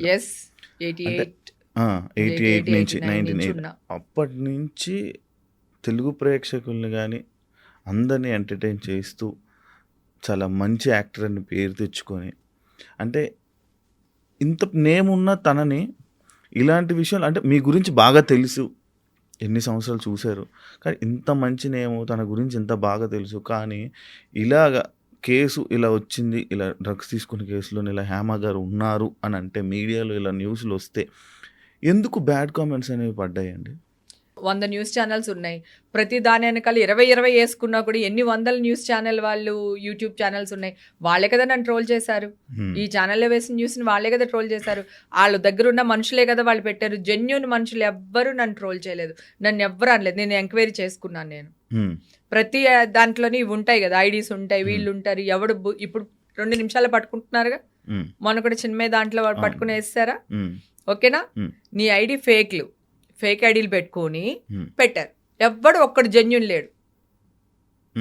ఈ న్యూస్ ఛానల్ కింద పనిచేసే చెంచగాళ్ళు ఎవరైతే ఉంటారో వాళ్ళు చేసిన పనులు తప్ప జెన్యూన్గా ఉన్న వాళ్ళ ఆడియన్స్ ఎవ్వరూ నా మీద ఒక్క ట్రోల్ చేయలేదు. ఐ మీన్ ఒక్క మెసేజ్ కానీ వల్గర్గా కానీ ఇదిగా కానీ పెట్టలేదు. నేను ఇది కూడా అనౌన్స్ చేస్తాను కదా. నేను ఒక్కటే అన్నా, రెండోసారి డ్రగ్స్ పాజిటివ్ వచ్చిందని వేసారు.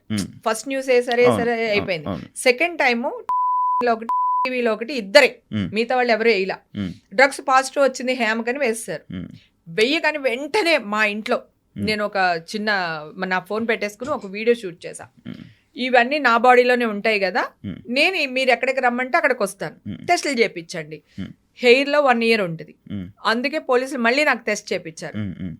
అక్కడికి వెళ్ళాను కదా, నేను నా టెస్ట్లే లేవు, మీరు ఎందుకు నన్ను టెస్టులు చేస్తున్నారని అడిగాను, గుర్తుంది కదా మీకు. అప్పుడు నా హెయిర్, నా నైల్స్ అన్ని టెస్ట్ చేశారు, మళ్ళీ పంపించారు వాళ్ళు. ఓకేనా? అంతకు మళ్ళీ ఎందుకు అంటున్నారంటే, అంతకు ముందు నేను టెస్టులు చేయించుకున్నా. నేను చేయించుకుని పెట్టేశా, యూట్యూబ్ లో అంతా పెట్టేశాను. ఇదిగో నేను టెస్టులు చేయించుకున్నాను, నాకు నెగిటివ్ వచ్చింది, నా టెస్టులు నమ్మొద్దు, పోలీసుల టెస్టులు కూడా నమ్మకండి, నేను మీ దగ్గరే ఉన్నాను కదా, మీరు ఎవరైనా వచ్చి నాకు టెస్టులు చేయించండి, మీకు తెలిసిపోతాయి కదా అని అన్నా. ఒక్క నిమిషం నాన్న.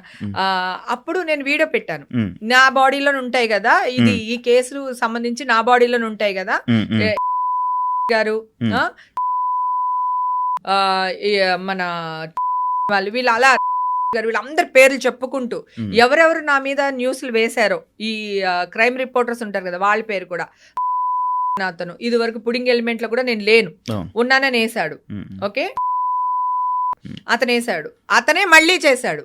అతను అసిస్టెంట్ ఫోన్ చేశాడు నాకు, చేసి మేడం ఏమైంది మేడం అంటే, ఏమైందయ్యా నా బాడీలో ఉంటాయి కదా టెస్టులు చేయించండి, ఒకవేళ పాజిటివ్ వచ్చింది అనుకోండి నేను మీ కాళ్ళు పట్టుకుంటాను, ఒకవేళ నెగిటివ్ వచ్చింది అనుకోండి మీరేం చేస్తారు మీరే ఆలోచించండి, మీ సార్ని అడగని చెప్పా. అసిస్టెంట్ ఫోన్ చేస్తే చెప్పా. అయితే అతను నాకు కాల్ చేశాడు. నేను ఆల్రెడీ స్క్రీన్ రికార్డ్స్ అన్ని తీసి పెట్టుకున్నాను. నేను మొత్తం 300 కాల్స్ రికార్డ్స్ ఉన్నాయి నా దగ్గర. ఇది నేను డెఫినెట్ గా కేసు గెలుస్తానని తెలుసు నాకు. సో అప్పుడు నేను వీళ్ళందరూ న్యూస్ మంచిగా వేసేస్తే గొడవ లేదు, అంటే వచ్చినట్టు వేస్తే పర్లేదు, వేయకపోతే ఏం చేయాలని సెకండ్ థాట్ లో సెకండ్ ప్లాన్ కూడా రెడీ పెట్టుకుని ఉన్నాను. అతను అంటాడు, మేడం మీరు బయటకు వచ్చిన వాళ్ళ లేరు కదా మేడం అని అడుగుతున్నాడు. ఏంటి న్యూస్ వేసేసిన తర్వాత ఆ వైట్ డ్రెస్ అమ్మాయి ఏసి చూసే కొద్ది చూడబుద్ధి వస్తుందని వేస్తారు కదా, తర్వాత అడుగుతున్నాడు. ఆ వాయిస్ కూడా రికార్డ్ చేసి పెట్టాను. నేను లేననే తెలుసు, అది నేను కాదనే తెలుసు, ఎందుకంటే నేను white polish, nail polish, black dress నేను వైట్ డ్రెస్ వేయలేదు అని చెప్తున్నాను కదా. సో అప్పుడు వాళ్ళు మళ్ళీ నన్ను అడిగారు, నాకేమైనా వినిపించగలరా ఆడియోస్ ఏమైనా? వద్దులే, అవి కోర్టులో ప్రొడ్యూస్ చేయాలి. వీళ్ళు కనుక అన్ని కరెక్ట్ గా చేయకపోతే నేను కోర్టులో, కాకపోతే తీస్తే ఇలా అంటే ఇలా మొత్తం అన్ని వచ్చేస్తాయి ఆ మైక్ తో పాటు, అది చూపించచ్చు. వాళ్ళవన్నీ నేను స్క్రీన్ రికార్డ్ చేశాను, ఎందుకంటే నా వాయిస్ రికార్డ్ చేసి వాళ్ళు వేసేస్తున్నారు, నేనేమంటే కూడా వాళ్ళు వేస్తున్నారు. అలాంటప్పుడు నా తప్పేం లేదు కదా, నేను రికార్డ్ చేయాలి కదా, నాకు ఎవిడెన్సెస్ కావాలి కదా, నేను రికార్డ్ చేసి పెట్టాను. కానీ మీకు ఫోన్ చేసి మాట్లాడేది ఒకటి, బయట మళ్ళీ చూపించేది ఒకటి, ఇంకొకటి నా వాయిసే వేస్తున్నారు. చూసారా ఇంకా పొగరు తగ్గలేదు, ఎంత బొక్క ఇస్తుందో, ఇది న్యూస్. కానీ మంచిగా మీతో మాట్లాడేటప్పుడు మంచిగా మాట్లాడుతున్నారు నాతో. వాళ్ళు రికార్డ్ చేస్తున్నట్టు కూడా చెప్తున్నా, మీరు నాకు రికార్డ్ చేస్తున్నారు నాకు తెలుసు, కావాలంటే టెలికాస్ట్ చేసుకోండి చూసుకుందాం అది ఇదని. నాకు ఒక్కటే తెలుసా ఎందుకు రాలేకపోయినంటే, ఫ్రెండ్స్ అందరూ నన్ను రూమ్లో పెట్టి తాళమేస్తారు. అబ్బా ఫోన్ కూడా ఇచ్చేవాళ్ళు కాదు, నేనన్నా ఫోన్ ఇవ్వకపోతే చచ్చిపోతానన్నా, అందుకని ఫోన్ ఇచ్చారు. అందరూ ఎత్తుతా ఉన్నాను నేను, ఎందుకంటే ఎత్తకపోతే మళ్ళీ నేను ఎక్కడో పారిపోయాను అనుకుంటారు కదా, అందుకని అదొక భయం. అండ్ ఇంకోటి నాకు అదే ఈ మాటలు మామూలుగా వింటుంటే, అంటే అదే కాకుండా మీరు చేసిన ప్రయత్నాలు, లైక్ నేను చేయలేదు ఇదిగో చూడండి అంటే ఎందుకు అంత ఎక్స్ప్లెయిన్ చేసుకోవాల్సి వచ్చింది మీకు? ఎందుకు అంత చేసుకోవడం ఎందుకు, వదిలేయచ్చు కదా అని ఎలా వదిలేస్తాను? ఉమ్, నువ్వు వదిలేస్తావా? ఒక అమ్మాయిని రేప్ చేసావని న్యూస్ ఇచ్చేస్తారు, నువ్వు చెప్పుకోవా బయటకు వచ్చి నేను రేప్ చేయలేదని? ఆ, చెప్పుకుంటావా లేదా? చెప్తా మరి అప్పుడు నేను చేసిన తప్పు ఎందుకు అవుతుంది? ఉమ్, ఇప్పుడు నువ్వు నన్ను రాళ్ళు ఇచ్చుకుని కొడుతున్నావు, ఉమ్, నేను చేతులు కూడా అడ్డు పెట్టుకోద్దా? అయ్యో తగులుతుంది వద్దండి ప్లీజ్ అండి అని కూడా అనొద్దా? ఆ, ఆ, ఎక్కడ న్యాయం? ఉమ్, ఇప్పుడు నీ మీద రేప్ కేసు వచ్చింది, ఆ, ఆ. నువ్వు మాట్లాడతావా మాట్లాడవా? నేను కోర్టులో మాట్లాడతాను. తేల్చుకుందాం అనుకుంటావా? మాట్లాడినంత వరకు మాట్లాడతాను. మరి నేను చేసింది కూడా రైటే కదా. నేను అదే కదా చెప్తున్నా, ఒరే నేను చేయలేదురా, ఈ డ్రెస్ నాది కాదురా, ఈ నైల్ పాలిష్ నాది కాదురా, టెస్టులు చేపించండిరా, పబ్లిక్ గా మీ దగ్గరకు వస్తానురా, నా నడి రోడ్లో టెస్టులు చేపించండిరా, నేను వస్తానురా అంటే ఒక్కడు రియాక్ట్ అయ్యారా? ఒక్కళ్ళన్నా రియాక్ట్ అయ్యారా? అంటే చెప్పే విధానం రాలేదంటారా హేమ గారు? ఎందుకు? నేను మంచిగానే చెప్పానే. ఉమ్, అంటే చెప్పండి అన్న, ఇదే వీడియో పెట్టాను కదా నేను. ఉమ్, ఉమ్, సెకండ్ టైం డ్రగ్స్ పాజిటివ్ అవును. వచ్చిందని వేశారు కదా, అవును, 2 ఛానళ్ళని అవును. వేశారు, అవును, ఇద్దరే వేశారు. ఆ, ఆ ఇద్దరు ఎందుకు ఆపేశారంటే ఈ వీడియో పెట్టడం వల్ల ఆపేశారు. మరి నేను పెట్టకపోతే వీళ్ళు వేశారు కదా అని చెప్పి గొర్రెల మందలాగా ఇంకొకటి వేస్తారు, ఇంకొకరు వేసేస్తారు కదా. మరి అవును, నేను స్టాప్ చేయాలి కదా, నేను కానప్పుడు నేను చెయ్యాలి కదా. ఉమ్, అక్కడికి 4 రోజులు నేను బయటికి రాకపోతే అడ్డమైన గాడిదలన్నీ కూర్చుని ఆవిడ తప్పు లేకపోతే ఈ పాటికి వచ్చేవాళ్ళే అరిచేవాళ్ళని కోర్టులో కేసు ఉన్నాడు అప్పుడు. ఉమ్, ఓకే, నేను బయటకు వచ్చి మాట్లాడడానికి ఉంటుంది. ఓకే, కోర్టు రూల్స్ ధిక్కరించినట్టు అవుతుంది, అది ఇంకా పెద్ద కేసు అవుతుంది. అవును, అక్కడికి నేను ఆగలేదు, ప్రతి ఫోన్లోని ఇచ్చే వాళ్ళకి ఇస్తూనే ఉన్నాను. డెఫినెట్గా వస్తాను ఒక రోజు, మీకు ఉంది మీకు అని చెప్తూనే వచ్చాను నేను. అది కూడా వేశారు వీళ్ళు. అది ఉమ్, చేతులు అడ్డు పెట్టుకోవడంలో తప్పలేదు కదా నాన్న. అవును, చెప్పే విధానం కరెక్ట్గానే చెప్పాను కదా, పలానా వాళ్ళు మీకు నేనేంటో తెలుసండి, ఉమ్, ఉమ్, నా టెస్టులు మీరు చేయించండి, మీరు ఎక్కడికి రమ్మంటే అక్కడికి వస్తాను ఉమ్. అని అన్నాను. అవును. అప్పుడు న్యూస్ ఆపేశారు. హేమ గారికి మొత్తం ఈ 18 నెలలు లీగల్ ఫైట్కి ఎంత ఖర్చు అయ్యి ఉంటుంది దాదాపుగా? బెయిల్కి మాత్రమే కొంచెం ఎక్కువ ఖర్చు అయింది, ఉమ్. లాయర్స్ అందరూ ఫ్రీగానే వచ్చారు. కానీ ఖర్చు వేస్టే కదా. ఇంకా కోర్టుకి వెళ్ళిన తర్వాత నువ్వు ఖర్చు అనుకుంటే ఎట్లా అవుతుంది? తప్పదు, అది తప్పు చేయకపోయినా కూడా ఖర్చు తప్పదు. అంటే బెయిల్కి మాత్రం ఏదో ఉంటుంది ఉంటుంది. Formal amount. ఉమ్, పాపం లాయర్స్ అందరూ స్వచ్ఛందంగానే వచ్చారు, వాళ్ళు నన్ను ఏమి ఫీజు అడగలేదు. ఇప్పుడు కూడా నాకు అక్కడి నుంచి లాయర్ పంపించారు కదా, ఉమ్, ఉమ్. ఇంతవరకు ఆయన కూడా పాపం ఏం ఫీజు అడగలేదు. ఓకే. సో ఇచ్చి పంపించాలి, తప్పదు. ఓకే. అంటే అది. ఈ 18 నెలలు మీడియా ముందుకు రాకపోవడం అంటే దానికి ముందు పాయింట్లో 18 నెలలు కూడా మీడియా ముందుకు రాకపోవడం ఓన్లీ కోర్టు అది అంటే అందులో ఆ మంది ఉంది కాబట్టి, అది ఇంకా తీర్పు ఏమి రాలేదు కాబట్టి, ఇవ్వకూడదు కాబట్టి మీరు ఇంటర్వ్యూలు ఇవ్వలేదు, మీడియా ముందుకు రాలేదు. కాదు ఉమ్. యాక్చువల్గా ఫస్ట్ స్టార్టింగ్లో న్యూస్ వచ్చింది న్యూస్ కదా. వచ్చింది. న్యూస్ వచ్చినప్పుడు వాళ్ళు ఫోటోలు వేస్తున్నారు కదా, అవును, వేస్తున్నప్పుడు నేను వీడియో పెట్టాను కదా అవును. కాదు అని. అవును, నేను కాదనగానే వాడు మళ్ళీ ఇంకా అనేసి వాళ్ళు బురద చేశారు కదా, అవును. మళ్ళీ వీళ్ళు బురద చేస్తున్నారని మళ్ళీ ఇంకో వీడియో పెట్టాను కదా. అవును, అవును. వీడియోలు పెట్టాను కానీ నేను మీడియా ముందుకి రాలేదు. అదే నేను మీడియా ముందుకు ఎందుకు రాలేదు అంటే కోర్టులో కేసింది. ఒక వీడియో పెట్టినందుకే మనకి ఇంత గోల్ అయింది, 2 వీడియోలు పెట్టి 4 వీడియోలు పెట్టి మళ్ళీ 5వ వీడియో పెడితేనే కానీ న్యూస్ స్టాప్ అవ్వలేదు. అవును. సో నేను బయటికి రాలేకపోయాను. ఇప్పుడు నేను వచ్చి ఇప్పుడు నీ ముందు కూర్చొని మాట్లాడాను కదా, ఇట్లా మాట్లాడలేకపోయాను. ఎప్పుడు ఆ టైంలో వన్స్ కోర్టుకి కేసు వచ్చేసిన తర్వాత ప్రాబ్లం లేదు, మాట్లాడొచ్చు. ఇప్పుడు నేను రామా అంటాను, నువ్వు దాన్ని నన్ను నీ అమ్మ అన్నావా అనుకో, అది మళ్ళీ ఇష్యూనే కదా. అందుకని రాలేదు, ఫ్రెండ్స్ అందరు రానివ్వలేదు బేసిక్ గా, అసలు బయటికే రానివ్వలేదు. లేకపోతే నేను అప్పుడే వచ్చేసి తొడకొట్టేద్దాం అనుకున్నాను. నేను అసలు అనేది నా వాయిస్ నేను అస్సలు పెట్టుకోలేను. నేను ఆ ఎమోషన్ ని ఎలా బయటికి త్రో చేయాలో తెలియక డిప్రెషన్ లో ఉంటే చచ్చిపోతానేమో అని చెప్పి, లేదా వాళ్ళని చంపేస్తానేమో అని భయపడి నేను ఐస్ బాత్ అని ఒక దీనికి వెళ్ళా. చూసే ఉంటావు కదా, ఐస్ లో కూర్చుని 150 kgs ఐస్, అది ఆ ఐస్ లో కూర్చుని అరిచని చూడు అని. అదంతా ఏంటనుకున్నావు, అన్ని అవార్డ్సే, సెన్సార్ వర్డ్స్ అన్ని ఒక రీలే పెట్టారు కదా దానికోసం. పెట్టేశాను కదా సెన్సార్ వర్డ్స్ అన్ని. అంటే ఒర్రే నేను అది కాదంటే మీ అని ఒక ఎమోషన్ ఉంటుంది కదా, దాన్ని త్రో చేయాలి. లేకపోతే నేను ఏం చేస్తాను నాకే తెలియదు. ఏమో ఎవరి మీదనే యాసిడ్ పోతే నేను వెళ్ళి, లేకపోతే నేనే చచ్చిపోతే. కానీ అందులో ఉంటాయి నిజంగా మొత్తం దాంట్లో ఉంటే అంటే వాళ్ళు అలా ట్రైన్ చేస్తారు. ముందు మనకి సెషన్స్ ఇస్తారు, వాళ్ళు కూర్చోబెడతారు, మాట్లాడతారు, మనల్ని ఆ మూడ్లో క్రియేట్ చేసి ఆ మూడ్లోకి తీసుకెళ్తారు. నువ్వేం వదిలేయాలనుకుంటున్నావు, ఏం త్రో చేద్దాం అనుకుంటున్నావు, ఆ గుండెలో నీ భారాన్ని తోసేయని అట్లా వాళ్ళు చేస్తారు. నేను ట్రైనింగే వచ్చాను. నాలాంటి వాళ్ళు ఎవరైనా ఉంటే వాళ్ళకి నేను ఏదో సహాయం చేసినట్టు ఉంటుంది కదా అని చెప్పి ఒక 30 మెంబర్స్తో మా క్లబ్ హౌస్లో కూడా నేను ఈ ఐస్ బాత్ది పెట్టాను. వింటర్ సీజన్ కదా అని మళ్ళీ బ్రేక్ ఇచ్చాను. మళ్ళీ రెయిన్ సీజన్ అయ్యింది మొన్న వరకు, అందుకని బ్రేక్ ఇచ్చాను. మళ్ళీ కొంచెం సమ్మర్ స్టార్ట్ అయ్యేటప్పుడు మళ్ళీ పెడతాను. నేను ట్రైన్ అయ్యి వచ్చాను. ఇప్పుడు నేను ఎవరిని తిట్టకుండా మాట్లాడేది తెలుసా నీకు? నోటీస్ చేసావా? Because of the training. లేకపోతేనా ఇప్పుడు అదే కదా, మామూలుగా కొరికేస్తారు. కొరికేయడమే. ఆ కొరగడం వల్లే న్యూస్ ఏమంటారు, ఇలా పెడితే నేను ఇక్కడ కొరికాను యాక్చువల్ గా. నువ్వు మళ్ళీ ఇప్పుడు చూస్తే వీడియో ఇక్కడ ఉంటది మచ్చ, నాకు కూడా తెలియదు. మాయా బజార్ లాగా ఇక్కడ కరెక్ట్ ఇక్కడికి ఎలా వచ్చిందో. అది కరవడం కూడా కాదు, ఏదో ఇలా ఇలా గీసిన గీత ఏదో ఉంది, అది చూపించి దానికి టీటీ ఇంజెక్షన్లు, మళ్ళీ న్యూస్ ఛానల్. అప్పటి నుంచే నేను ఛానల్లో కానీ ఇంటర్వ్యూలు కానీ ఇవ్వాల. ఎలక్షన్ అప్పటి నుంచి మధ్యలో ఇంకా అసలు 4 years మీకు ఎవరు కనపడలా. మళ్ళీ ఈ న్యూస్ వరకు నేను లేను. ఎందుకంటే నాకు బాధ కలిగింది. నేను ఒకరిని కొట్టడానికి వెళ్తున్నప్పుడు నరేష్ వాళ్ళ బాడీ గార్డ్స్ వీళ్ళు ఒక అతను కొడుతున్నారు. ఆ ఫోటోలో అది కూడా ఉంటది. ఇలా పట్టుకుంటున్నారు, నరేష్ వాళ్ళందరూ ఇలా పట్టుకుంటారు, అబ్బాయి ఇలా పరిగెడుతున్నాడు, నా వెనకాల శివబాలాజీ ఉంటాడు, శివబాలాజీ వెనకాల నేను ఉంటా. ఆ అబ్బాయిని కాపాడడానికి నేను వెళ్తుంటే శివబాలాజీ ఆపేశాడు. ఎంత సాడిస్తాడు చూడు. పాపం హేమ గారు వెళ్తుంటే శివబాలాజీ ఆపేశాడని ఎవ్వడు వేయలేదు. హేమ కొరికేసిందని వేసాడు. నేను కొరికే టైంలో కింద నుంచి వెళ్ళిపోవచ్చు కదా అబ్బాయిని కాపాడడానికి ఒక స్ట్రైక్ అయింది. నేను కింద నుంచి దూరం వెళ్ళిపోయాను. ఫోటోలో కూడా కింద నుంచి దూరం వెళ్ళినట్టు కూడా ఉంటాయి. వీడిని ఏం చేయలేదు నేను, ఈ అబ్బాయిని ఏం చేయలేదు నేను. సో న్యూస్ ఎలా వేసేసారు, హేమ కొరికేసింది, హేమ కొరికేసింది, హేమ కొరికేసిందని వేస్తారు. వాళ్ళు కూడా వచ్చి నౌకరి అనుకుంటే ఇచ్చారు. అంటే వాళ్ళకే సిగ్గేసింది. నాకు ఇప్పుడు చూస్తే నవ్వు వస్తుంది. అప్పుడు డిసైడ్ అయ్యాను, ఓహో మీడియా మనల్ని వాడుతుంది, మనకి వద్దు మీడియా వద్దు, ఎవరు వద్దు. సో ఈ గెలిచిన వాళ్ళందరూ రాజీనామాలు ఇచ్చేసి అక్కడి నుంచి వచ్చేసాం. అప్పుడు మా టీంలో ఎవరెవరు గెలిచారో వాళ్ళందరూ ఇచ్చేసిన తర్వాత నేను ఇంకా అసలు మా అసోసియేషన్ కానీ ఆ ఎలక్షన్కి సంబంధించింది కానీ ఇంకా క్యారీ ఫార్వర్డ్ చేయలేదు. మీడియాకు దూరంగా ఉన్నా, 4 years దూరంగా ఉన్నా. మళ్ళీ ఇప్పుడు వీళ్ళు గోకిచ్చుకుంటున్నారు అంతే. వాళ్ళు గోకిచ్చుకుంటున్నారు. సఫర్ అయింది నేను, నా ఫ్యామిలీ. మాలోని ఏదైతే మా అసోసియేషన్ ఉందో అందులోని మిమ్మల్ని మెంబర్గా తీసేసామని చెప్పి మళ్ళీ ఇప్పుడు ఇది ప్రూవ్ అయింది కదా, మళ్ళీ వచ్చే ఛాన్సెస్ ఎందుకు?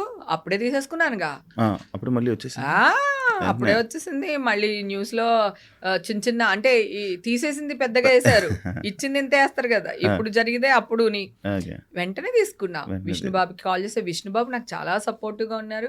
ఫస్ట్ నుంచి ట్వీట్ చేశారు, నిజం నిలకడమే తెలుస్తుంది, నిజాలు తెలిసే వరకు కొంచెం ఆగండి అని చెప్పేసి పాపం ఆయన ట్వీట్ చేశారు నా కోసం. తర్వాత నాకు ఫోన్ లో మాట్లాడారు, మేమందరం నీకు సపోర్ట్ ఉన్నాంరా, మీరు భయపడకండి హేమ గారు, మేము ఉన్నామా అది ఇదని అన్నారు. సడన్ గా నేను ఆ జైలుకి వెళ్ళి వచ్చే లోపల తీసాను. నేను రాగానే వెళ్ళా విష్ణుబాబు దగ్గరికి. బాబు ఏంటది, ఎందుకు తీశారు, ఇప్పుడు నేను తప్పు చేశాను అనుకో కోర్టులో శిక్ష వేస్తారు కదా, అప్పుడు తీసేయండి, మొత్తాన్ని క్యాన్సిల్ చేసేసేయండి. ఇప్పుడు ఎలా తీస్తారు, నన్ను ఆల్రెడీ మీడియా వాళ్ళు ముంచేస్తారు, ఇక్కడ వరకు మునిగిపోయి ఉన్నాను నేను. ఓకే, ఇప్పుడు ఇంత కొన ఊపిరితో కొట్టుకుంటా ఉన్నాను, మీరు తీసుకొచ్చి ఒక బండరాయి నా నెత్తి మీద వేసేస్తే సో నేను ఏమైపోవాలి? మీరు ఇస్తారా, నాకు ఒక నోటీస్ ఇవ్వాలి మా నుంచి, ఆ నోటీస్కి నేను రిప్లై ఇవ్వాలి. మీరు నోటీస్ ఇవ్వలేదు, నేను రిప్లై ఇవ్వలేదు, మీరు కార్డు ఎలా సస్పెండ్ చేస్తారు? మీరు ఇచ్చేసేయండి బాబు. ఒకవేళ మీ వల్ల కాదు అని ఏదన్నా అలా అనిపిస్తే గనక నేను కోర్టుకు వెళ్ళి తెచ్చుకుంటా, న్యాయస్థానానికి వెళ్ళి నా కార్డు నేను తెచ్చుకుంటా, నా కార్డు నాకు కావాలి.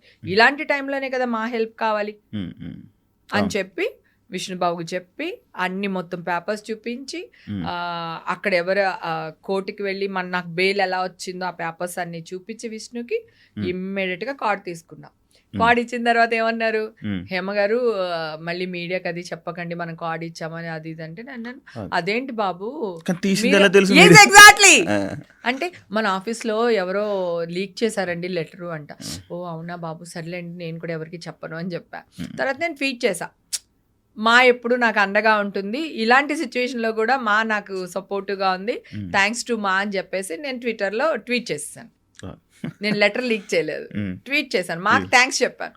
అప్పుడు ఇమ్మీడియట్ గా మన పెద్ద మనుషులు అందరూ మా కార్డు ఇచ్చేసారు హేమకి అని చెప్పేసి సస్పెండ్ అయిన 1 week కార్డు తెచ్చేసుకున్నా. నేను ఒకటే చెప్తున్నా, ఐఎమ్ ఏ ఫైటర్, నేను తప్పు చేయను. చాలా మంది అమ్మాయిలు హేమక్లా ఉండాలి, హేమక్లా నవ్వాలి, హేమక్లాగా ధైర్యంగా ఉండాలి, హేమక్లాగా యాక్ట్ చేయాలి, హేమక్లాగా పేరు తెచ్చుకోవాలి, ఇన్ని క్వాలిటీస్ నాలో ఉన్నాయి. నేను ఇప్పుడు సబ్జ సమాజానికి ఏం చెప్పాలనుకుంటున్నాను డ్రగ్స్ తీసుకుని?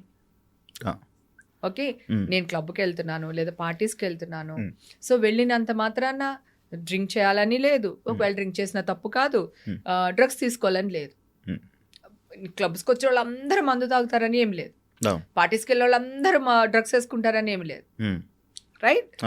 సో ఎవరికి ఉండేది వాళ్ళకు ఉంటుంది. నేను ఈ వయసులో, నేనేం చిన్నపిల్లని ఏం కాదు కదా, ఈ వయసులో డ్రగ్స్ తీసుకుని ఏం చేద్దాం అనుకుంటున్నాను నేను? అసలు కొంచెమైనా ఒక సెన్సిబుల్ పాయింట్, పైగా మీడియా వాళ్ళ ముందరే పెరిగాను నేను. అలాంటి వాళ్ళకి నా గురించి అన్నీ తెలిసి ఒక్క చిన్న పొరపాటు వల్ల ఇంత న్యూస్ పొరపాట్లు చేయకూడదుగా. బయట మనుషులు పొరపాటు చేయొచ్చు, మీడియా పొరపాటు చేయకూడదు. మీడియా పొరపాటు చేయకూడదు. కోర్టులో కూడా ఏమంటారు, 100 మంది దోషులు తప్పించుకున్నా పర్లేదు, ఒక్క నిర్దోషి కూడా శిక్ష పడకూడదు అంటారు కదా. నేను నిర్దోషిని కదా, మీడియా మొత్తం, కోర్టు నాకు శిక్షించలేదు. ఓకే, మీడియా మొత్తం శిక్షించింది కదా నాకు. ఇప్పుడు నాకు పోయిన ఈ 18 నెలలు మీడియా వాళ్ళు తెచ్చివ్వగలుగుతారా? పోయిన చచ్చిపోయిన మా అమ్మని తెచ్చివ్వగలుగుతారా? పోయిన నా పరువు తెచ్చివ్వగలుగుతారా? కదా, కనీసం అమ్మని తీసుకురాలేరు కదా, నా పరువు అయినా నాకు తీసుకొచ్చి ఇవ్వాలి కదా. సో ఇప్పుడైనా న్యూస్ సక్రమంగా వేయాలి కదా. ఇక్కడ ఈగోలు ఎందుకు? మేము వేసేసాం కదా, ఇప్పుడు ఈ న్యూస్ ఎలా వేయాలి ఎందుకు? అప్పుడు ఇలా అనుకున్నాం, ఇలా అయ్యింది. సో ఆ అమ్మాయి మంచిగా నిర్దోషిగా నిరూపించుకుంది, బయటకు వచ్చింది, గ్రేట్. ఆ అమ్మాయి మంచిది, లేదా మంచిదో చెడ్డదో పక్కన పాడేద్దాం పోని, పాప గెలుచుకుంది, తన పోరాట స్పిరిట్ కి ఇది చేద్దాం, ఏదో ఒకటి 2 మాటలు. ఎవరైనా సెలబ్రిటీ, పెద్ద సెలబ్రిటీ ఫోన్ చేశారా ఈ న్యూస్ తెలియగానే? అందరూ చేశారా? అసలు నన్ను ఎవరు వదలలేదు, అందరూ చేస్తూనే ఉన్నారు, మాట్లాడుతున్నారు. నా బర్త్డేకి అందరూ విష్ చేస్తారు కదా, అలా అందరూ విష్ చేస్తారు, అందరూ మాట్లాడుతున్నారు. ఎవ్వరు నా గురించి అందరికి తెలుసు అబ్బా, నేను ఓపెన్ బుక్, నేను మందు కొట్టినా తెలుసు, కానీ వీళ్ళకి తెలియదు. నేను వీళ్ళకి కూడా తెలుసు, కానీ వీళ్ళకి రేటింగ్స్ కావాలి, వీళ్ళకి రేటింగ్ కావాలి. అది అక్క, చెల్ల, తెల్ల, పెళ్ళమా అవసరం లేదు, రేటింగ్ కావాలి, వీళ్ళ బతికేయాలి. అది నేను అదే బాధపడుతున్నాను. నువ్వు వేసినప్పుడు వేసేసావు కదా, ఇప్పుడు మంచి జరిగినప్పుడు కూడా మంచి కూడా వేయాలి కదా. మీడియా మంచి కోసమే కదా, సమాజాన్ని మెరుగుపరిచేది న్యూస్ కదా. నువ్వు సమాజాన్ని నాశనం చేసే న్యూస్ లేసి సమాజానికి మంచి న్యూస్లు ఎందుకు అంటావేంటి? చెప్పలేం. అంతా అయిపోయింది, అంత హ్యాపీ. మీ పాప పెళ్లి సంబంధాలు అలాంటివి ఏమైనా చూస్తున్నా? ఈషాకి ఇప్పుడు 23-24 మధ్యలో ఉంది, ఇంకొక 2 years తర్వాత చేస్తుంది. తన కాళ్ళ మీద నిలబడాలి. సో ఇప్పుడు నేను ఏమైనా ₹1-2 తనకి ఇచ్చాను అనుకో, అది తను నిలబెట్టుకునేటట్టయినా తనకి ఆ శక్తి రావాలి కదా. ఇప్పుడే స్టడీస్ కంప్లీట్ అయినాయి, జాబ్ లో జాయిన్ అయ్యి ఒక 3-4 months అవుతుంది. సో తన లైఫ్ ఇంకొక 2 years తర్వాత అప్పుడు చేసేద్దాం. నేను నా బిడ్డను చాలా బాగా పెంచుకున్నాను, సాంప్రదాయంగా, ఎథిక్స్, మోరల్స్, ప్రేమ, అభిమానం, అమ్మ నాన్న, ఓ తమిళ అమ్మాయి లాగా పెంచుకున్నాను దాన్ని. సో తన కెరియర్, నా బాధ కూడా అదే తెలుసా, నేను ఎంత ఏడ్చానో. నేను నా బిడ్డ ఈ స్టేజ్ లో ఉంది, ఈ టైంలోనే మీరు నన్ను ఇంత చేస్తారు, ఇంత టార్గెట్ చేస్తారా? అసలు నిజం చెప్తున్నా, డ్రగ్స్ తీసుకున్న అబ్బాయిలు కానీ అమ్మాయిలు కానీ వాళ్ళ ఫోటోలు కానీ వాళ్ళ బయోడాటాలు కానీ బయట పెట్టకూడదు. ఎందుకంటే చిన్నపిల్లలు కదా వాళ్ళు, వాళ్ళ గురించి అది పెడితే, చిన్న పెద్ద బయట పెడితే వాళ్ళు ఏదన్నా వాళ్ళ ఒక ఫ్యామిలీ రోడ్డు మీదకి వచ్చేస్తుంది. అందరూ నాలాగా నోరేసుకుని పడరు, అందరూ నాలాగా వెయిట్ చేసి రిపోర్టులు రాగానే వచ్చి కూర్చుని మాట్లాడరు. నేను రిపోర్టులు చేయించుకోవడానికి ఢిల్లీ దాకా పంపించాల్సి వచ్చినాయి.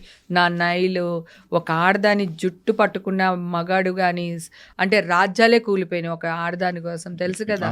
ఆడదాన్ని చెడు చూపుతో చూసిన వాళ్ళు సర్వనాశనం అయిపోయారు. ఇవాళ వీళ్ళకి డబ్బులు రావచ్చేమో, కానీ రేపు రోగాలు కూడా రావచ్చు, చెప్పలేము కదా. ఇప్పుడు మా పిల్లలు వాళ్ళతో పెళ్ళిళ్ళు అయినాయి, లేకపోతే 4 పెళ్ళిళ్ళు చేసుకున్నారు, ఈ హీరో 4 చేసుకున్నాడు, ఈ హీరోయిన్ ఇక్కడ వెళ్ళింది, ఆ హీరోయిన్ డైవర్స్ తీసుకుంది, ఇవన్నీ వేస్తున్నారు. నేను మామూలు స్ట్రైట్ అవే మీడియా వాళ్ళు అందరినీ అడుగుతున్నాను, మీలో ఎవ్వరు, మీ ఫ్యామిలీలో ఎవ్వరు డైవర్స్లు తీసుకోలేదా, ఎవరిని పెళ్ళిళ్ళు చేసుకోలేదా, లేకపోతే మీరు డ్రైవర్స్ ఇప్పించి అమ్మాయిల చేత మీరు 2వ పెళ్ళి, నీ పెళ్ళానికి నువ్వు 2వ మొగుడు అయినోడు ఎవ్వడూ లేడా? ఎవ్వరు లేరా? మీకు చాలా మీరు అందరూ శుద్ధ పూసులా? నేనైతే శుద్ధ పూసుని కాదు. ఫస్ట్ నేను చెప్తున్నా, చిల్ అనే వర్డ్నే బూత్ చేసేసారు. నేను నిజంగానే చిల్ అవుతున్నా. ఏంటంటే నేను చిల్ అవ్వకూడదా? నేను మంచిని కాదా? నేను నా చిన్నప్పటి నుంచి కష్టపడుతున్నాను నాన్న. When I am 14 years still now ఇంకా కష్టపడుతున్నాను నేను. నాకు నా జీవితానికి నేను చిల్లే అధికారం లేదా? నేను ఎంజాయ్ చేసే అధికారం లేదా? నాకు ఇష్టం వచ్చిన బట్టలు కట్టుకోవడానికి లేదా? గుడికి వెళ్తే స్విమ్మింగ్ డ్రెస్ అయితే వేసుకెళ్ళట్లేదు కదా, స్విమ్మింగ్ వెళ్తే చీర కట్టుకుని వెళ్ళాం కదా. మాకు తెలియదా? మాకు కదా. నువ్వెవడరా అసలు? అది చాలా బ్లండర్ మిస్టేక్. నా విషయంలో అయితే మాత్రం చాలా జరిగింది. నా స్టేజ్లో ఇంకొక ఆర్టిస్ట్ ఎవరైనా ఉండుంటే ఈరోజు ఇలా బయటకు వచ్చి ఉండేవాళ్ళు కాదు కదా. నన్ను అర్థం చేసుకున్నట్టు అందరిని అర్థం చేసుకోరు. ఎందుకంటే నేను ఇందాక కూడా చెప్పాను కదా, నేను ఏమున్నా నీకు తెలుసు, నేనేమున్నా తెలుసు, ఓపెన్. నేను ఇంతే అని చెప్పగలను. నాకు ఆ ధైర్యం ఉంది, ఎందుకంటే నేను తప్పు చేయను కనుక. తప్పు చేశాను అనుకో, అది కూడా తీసుకుంటా. ఎస్, నాకు నచ్చింది, నేను తప్పు చేశాను, నీకేంటి అని అడుగుతా. రైట్, నాకు అది కూడా తెలుసు. కానీ నేను తప్పు చేయకుండా తప్పు చేశాను అన్నది అది ఉంటుంది కదా. ఆ జర్నీ నాలో ఆ ఐస్ బాత్ మాత్రం లేకపోతే నేను మర్డర్ అన్నా చేసేదాన్ని, లేదా నేనే ఇచ్చేదాన్ని. రెండిట్లో ఒకటి జరిగేది. ఫుల్ అనమాట. అంటే బయటికి రాలేకపోతున్నాను, చెప్పలేకపోతున్నాను, మీడియాకి రాలేకపోతున్నాను. అందరూ ఏమంటారు, ఏమక్క తప్పు లేకపోతే వచ్చేది కదా అంటారు. కరెక్టే కదా. కానీ నేను వస్తే ఇంకా ఉచ్చు బిగుసుకుంటది కదా. ఒక ప్రముఖ హీరో థియేటర్ నుంచి వచ్చే వరకు బాగానే ఉంది స్టోరీ. వచ్చి ప్రెస్ మీట్ పెట్టిన తర్వాతే పాపం హీరోని తీసుకెళ్లారు. ఆయన ప్రెస్ మీట్ పెట్టకపోతే బాగుండేది కదా. మీకు అర్థమవుతుంది కదా. తర్వాత ఛానల్ వాళ్ళు కూడా మొన్న కల్పననేనా ఆవిడ పాపం సింగర్, కల్పన గారు సింగరు, మత్తుబళ్ళలేవు పాపం ఆవిడ హాస్పిటల్లో జాయిన్ అయ్యారు. ఆవిడకి ఏదో నిద్ర పట్టక పాపం డాక్టర్ ఇస్తే 2 టాబ్లెట్స్ వేసుకున్నాను. సో దానివల్ల మెలకు రాలేదు. ఆవిడని హాస్పిటల్ తీసుకెళ్లి పెట్టారు. పక్కింట్లో వాళ్ళు అందరూ పాపం తలుపులు తీసి పాపం పెట్టారు. వాళ్ళ హస్బెండ్ ఊర్లో లేరు, అందుకని పక్కింటి వాళ్ళు చేసి పెట్టారు. ఆ న్యూస్ తెలుసుగా. ఏమన్నారు, మొగుడే చంపేశాడు, మొగుడే వేస్తారు, వేసి మెల్లిగా స్లీపింగ్ పిల్స్ ఇచ్చేసి గొడవలు అయిపోయినాయి. ఎన్ని సెలవులు పలవలు చేస్తారు పాపం. ఆవిడ బతికిపోయింది కనుక వాళ్ళ ఆయన అదృష్టం. ఒకవేళ ఆవిడకి ఏదన్నా అయ్యుండుంటే వాళ్ళ ఆయన ఫస్ట్ పోలీసులు వేసేవాళ్ళు, మీడియా ఇన్వాల్వ్మెంట్ మళ్ళీ ఇక్కడ కూడా అని. ఎందుకంటే వాళ్ళేమనుకుంటారు, ఓహో ఇంత జరిగిందంటే ఒకవేళ వాళ్ళ ఆయన కూడా ఇలా జరుగుండొచ్చు, వాళ్ళ ఆయన వేస్తుండొచ్చు అని ముందు ఆయన అరెస్ట్ చేసేవాళ్ళు. తర్వాత ఆయన కాదని ఎంక్వైరీలో తెలిసిన అలాగా వదిలేసేవాళ్ళేమో కానీ ఫస్ట్ అయితే మాత్రం వేసేవాళ్ళు. ఎందుకు ఈ మధ్య అన్ని మీరు క్రైమ్ చేయట్లేదు? ఇప్పుడు ఇది క్రైమ్ కాదా? అంటే ఈ మధ్య అన్ని అలానే ఉన్నాయి. అంటే సోషల్ మీడియాలో టప్పున వస్తుంది న్యూస్. అంటే సోషల్ మీడియా వాళ్ళు పర్వాలేదు, పుట్టగొడుగులాగా ఎవడో ఎక్కడో ఏ గుడిసెలోనో దూరి దొమ్మర పనులు చేస్తున్నారు అనుకుందాం, సరే పక్కన పెట్టేద్దాం. మీడియా వాళ్ళు ఏం చేస్తున్నారు? వాళ్ళు ఒక పెద్ద సంస్థ కదా, వాళ్ళు ఎలా ఉండాలి, ఆదర్శవంతుల్లా ఉండాలి. వాళ్ళు ఏం చేస్తున్నారు? ఇదే చేస్తున్నారు. అదే కనుక సోషల్ మీడియా వాళ్ళు ఇలా చేస్తున్నారు, ఇలా చేయకూడదని మీడియా వాళ్ళందరూ కలిపి న్యూస్లు చేసి వాళ్ళని పట్టించి ఇదిగో ఇలా జరుగుద్దని అంటే అవేర్నెస్ క్రియేట్ చేస్తే మీడియా, అలాంటి వాళ్ళు చైతన్యంగా తీసుకుని ఒరే ఇలా చేయకూడదు, ఆడపిల్లల్ని ట్రోల్ చేయకండి, ఇలాంటి పెట్టకండి, ఇలా ఉంది చట్టం, మీరు అరెస్ట్ అవుతారు, లేదంటే ఇలా జరుగుతుంది అని మీరు కనుక న్యూస్లు వేస్తే చిన్న చిన్న పుట్టగొడుగులు లాంటి వాళ్ళందరూ సర్దుకుంటారుగా, మీ వల్ల సమాజం బాగుపడుతుందిగా. అవి మానేశారు. వీళ్ళ దాంట్లో రాగానే మళ్ళీ వీళ్ళు రేటింగ్ల కోసం వీళ్ళు వేసేస్తారు. ఈ సోషల్ మీడియా చాలా మంది అనుకుంటారు మేము దొరకం, ఎక్కడెక్కడో ఉన్నామో అనుకుంటారు. కానీ ఎవరైనా వస్తారు. మొన్న అతను వచ్చాడుగా, ఐబొమ్మ అతను వచ్చాడా. అంతకుముందు నేను మాఫింగ్ ఫోటోలు, మీ చిన్న చిన్న పిల్లలు న్యూస్ లీడర్ కూడా అప్పట్లో న్యూడ్ ఫొటోస్ ఉండి నేను ఒక్కదాన్ని వెళ్ళి కంప్లైంట్ ఇచ్చి నేను అవన్నీ వాడిని పట్టుకొచ్చాను. దుబాయ్లో ఉన్నాడు వాడు. దుబాయ్ నుంచి తీసుకుని వచ్చి అరెస్ట్ చేసి కోర్టులో సబ్మిట్ చేశారు పోలీసులు. ఎవ్వరు 4 రోజులు లేట్ అవుతుందేమో గానీ అందరూ దొరికిపోతారు. సో చైతన్యాన్ని ఇమ్మంటున్నాను, ప్రజల్లో అవేర్నెస్ క్రియేట్ చేయమంటున్నా ఛానల్ వల్ల, అంతే తప్ప ప్రజలు నాశనం అయిపోయేటట్టు ఇలాంటివి చేయకూడదు కదా అనేది. ఇది క్రైమ్ కాదంటావా? ఒక చిన్న బాబు, ఆవిడేదో వీడియో తీస్తుంటే బాబు కింద పడిపోయాడు. దాన్ని అందరూ కాపాడారు, ఆ బిడ్డని కాపాడి తల్లికి ఇచ్చారు. తర్వాత ట్రోల్ చేస్తారు ఆ అమ్మాయిని, కన్న బిడ్డ కంటే నీకు ఎక్కువైపోయిందా, ఒళ్ళకి ఎక్కువైపోయిందా, అది అనేసరికి ఆ మెసేజ్లు ఇవన్నీ వచ్చేసరికి ఆ అమ్మాయి ఊరేసుకుని చచ్చిపోయింది. చెన్నైలో ఒక అమ్మాయి ఊరేసుకుని చచ్చిపోయింది. ఈ చంటిబిడ్డ తల్లి ఊరేసుకుని చచ్చిపోయింది. ఎవరన్నా న్యూస్ వేసారా? ఓన్లీ సోషల్ మీడియాలో అక్కడక్కడక్కడక్కడ వచ్చింది కానీ న్యూస్ వాళ్ళు అరే ఆ అమ్మాయిని ట్రోల్ చేయడం వల్ల పలానా అమ్మాయి చనిపోయింది, చెన్నైలో ఒక అమ్మాయి చనిపోయింది, ఇక్కడ ఒక అమ్మాయి చనిపోయింది అని లేదు. మళ్ళీ మీడియాలో వాళ్ళు క్వశ్చన్స్ అడుగుతారు. సుమా గురించి తెగ ఫీల్ అయిపోయారు. టిఫిన్లుగా తినండి అన్నందుకు తెగ ఫీల్ అయిపోయారు వీళ్ళు మాత్రం అన్నీ అడగొచ్చు. హీరో మొహమేనా అని అడగొచ్చు, లేకపోతే దాంట్లో బూత్ పెట్టారు కదా మరి ఈయన గారు మరి ఆ బూతే ఎందుకు చూస్తున్నాడు ఈయన. ఇప్పుడు మామూలుగా సినిమా ఇంకా రిలీజ్ అవ్వాలి, ఆ బూత్ ఉందో లేదో తెలియదు, కానీ ఇతను మాట్లాడడం వల్ల ప్రపంచం అందరికీ ఆ సినిమాలో ఒక బూత్ పెట్టారు, ఆ బూత్ ఏంటి అని ఊరందరికీ తెలిసింది వీళ్ళ వల్ల. ఓకేనా? సో ఎవరెవరైతే మాట్లాడుతున్నారో, ఎవరెవరైతే ఏ క్వశ్చన్స్ అడుగుతున్నారో, ముందు ఇదే క్వశ్చన్ మీ అమ్మని అడుగుతారా, లేదా మీ ఇంట్లో మీ నాన్నగారిని అడుగుతారా? నేను ఇక్కడ జెండర్ సంబంధం లేదు, ఆడమగా ఇప్పుడు లేదు, ఇద్దరు సమానమే. ఇద్దరు సమానమే. మీరు అడిగే క్వశ్చన్స్ ఎలా ఉండాలి? మీడియా ఎందుకు ఇంత కింద పడిపోతుందో నాకు అర్థం కావట్లేదు. ఎలా ఎక్కడ స్టాప్ చేయగలుగుతాం? ప్రతిదీ నేను నోరేసుకుని పడితే కాంట్రవర్సీలు అంటారు. నేను కాంట్రవర్సీలు చెయ్యట్లా, మీరు కాంట్రవర్సీలు చేస్తే నేను అది కాదురా బాబు, ఇది ఇలా జరిగిందిరా బాబు అని చెప్తున్నా ఫస్ట్ నుంచి. ఏ విషయమైనా సరే, శ్రీరెడ్డిని కూడా చూడండి, కూర్చోబెట్టారు ఛానల్లో, రైట్? ఆవిడని మాట్లాడిచ్చారు, అందరినీ తిట్టిపిచ్చారు, అయిపోయింది. ఒక రోజు ఆ అమ్మాయి అనౌన్స్ చేసింది నేను వచ్చి ఇక్కడ న్యూడ్గా కూర్చుంటాను అని. ఒక ఛానల్ వాడు, ప్రముఖ ఛానల్, అది కూడా పెద్ద ఛానల్ వాడే, వెళ్ళి ఇలా పెట్టి ఆ అమ్మాయి ఇలా కూర్చుంది, ఇట్లా ఈ కొంచెం డ్రెస్ కొంచెం తీసి ఇట్లా కూర్చుంటే ఇట్లా పెట్టి తీస్తున్నాడు. అన్నం తింటున్నాడా గడ్డి తింటున్నాడా వాడు నాకు అర్థం కాదు. ఏ అమ్మాయి గమ్మునుండు, ఎందుకు తీస్తున్నావు అని లేదు. ఆ అమ్మాయి కారు దిగింది చక్కగా, నా అమ్మాయి పక్కన ఒక అమ్మాయి ఉంది, బ్యాగ్ ఇచ్చింది, ఒక్కొక్కటి తీస్తుంది, వీడు షూట్ చేస్తున్నాడు. మనిషి వాడు అసలు. అదే ఆ ప్లేస్లో నీకు సంబంధించిన అమ్మాయి ఉండుంటే నువ్వు ఇట్లానే వీడియో తీస్తావా? నేనుండుంటే పాపం శ్రీరెడ్డిని కూడా ఒడుకొట్టి ఎందుకే నువ్వు ఇలా చేస్తున్నావు, మూసుకో రా, నువ్వు అక్కడికి వెళ్ళే బదులు ఇక్కడికే వచ్చి న్యాయపోరాటం చేసి ఉండాల్సింది. మీడియాలో కూర్చుని ఎవరు ఎక్కమన్నారు నిన్ను? ఇక్కడే కూర్చుని వీళ్ళందరి ముందు, ఇప్పుడు ప్రొడ్యూసర్లు వీళ్ళందరి ముందు కూర్చుని ఇక్కడ ధర్నా చేయాల్సింది కదా. నువ్వు అక్కడికి వెళ్ళి వాళ్ళు ఇలాంటి వాళ్ళు వీళ్ళు ఇలాంటి వాళ్ళు అంటాం ఎందుకు అని చెప్పి నేను ఆ అమ్మాయిని వేసుకున్నాను. నేనుండుంటే 2 పీకి ముందు బట్టలు వేసేదాన్ని, అమ్మాయికి వీడియో షూట్ చేసేదాన్ని కాదు. మరి మీడియా వాళ్ళు ఎందుకు వీడియో షూట్ చేశారు? మనుషులేనా అసలు? అంటే ఒక్కటి కాదు, ఇవన్నీ తెలుసుకునే నేను మీడియాకు దూరంగా ఉన్నాను. ఈ న్యూస్ వచ్చే వరకు అసలు నేను మీడియానోలే లేదు. 4 సంవత్సరాలు నేను దూరంగా ఉన్నా, హాయిగా ఉన్నా. మీ అందరికీ తెలుసు కదా, మీతో వచ్చేదాన్ని, సరదాగా చిల్లేదాన్ని, మన అందరం బర్త్డే పార్టీలకి అట్లకి కలిసేవాళ్ళం కదా, చక్కగా కలుసుకునే వాళ్ళం, మాట్లాడుకునే వాళ్ళం, శుభ్రంగా తినేవాళ్ళం. మళ్ళీ ఆశ వీళ్ళందరూ చేపల పులుసు పంపించక్క అంటే మీరు ఎక్కడ ఉన్నారు? వాళ్ళ ఇంట్లో ఎన్నిసార్లు నేను ఫుడ్ వండి పంపించలేదు వాళ్ళందరికీ, ఇళ్లలో కూర్చుని. అది భయమేస్తుంది. అందుకే ఈషాని నేను మీడియాకి కనపడకుండా దాచుకుంటున్నాను. ఒక రేపిస్ట్ కనపడకుండా దాచుకున్నామంటారు కదా, వీడికి కనపడకుండా. అలాగా మీడియాకి కనపడకుండా నా బిడ్డని దగ్గర దాచుకుంటున్నాను. ఏమో నా బిడ్డ రేపొద్దున ఎక్కడికన్నా వెళ్ళొచ్చు, ఏ క్లబ్కి వెళ్ళొచ్చు, లేదా ఇంకో చోటుకి వెళ్ళొచ్చు, అక్కడ ఏదో జరుగుండొచ్చు, హేమ కూతురు అని వేసేస్తారు. అంటే నాకు భయం, నా కూతురు ఫేసు పబ్లిక్గా తెలియకూడదని. నేను తను వెళ్ళిన చోటు కూడా నేను నా కూతురు అని చెప్పనివ్వను. తను ఎక్కడికైనా వెళ్తే నార్మల్ అమ్మాయి వెళ్ళొచ్చినట్టే వస్తుంది, ఒక సెలబ్రిటీ కూతురు వెళ్ళినట్టు రాదు.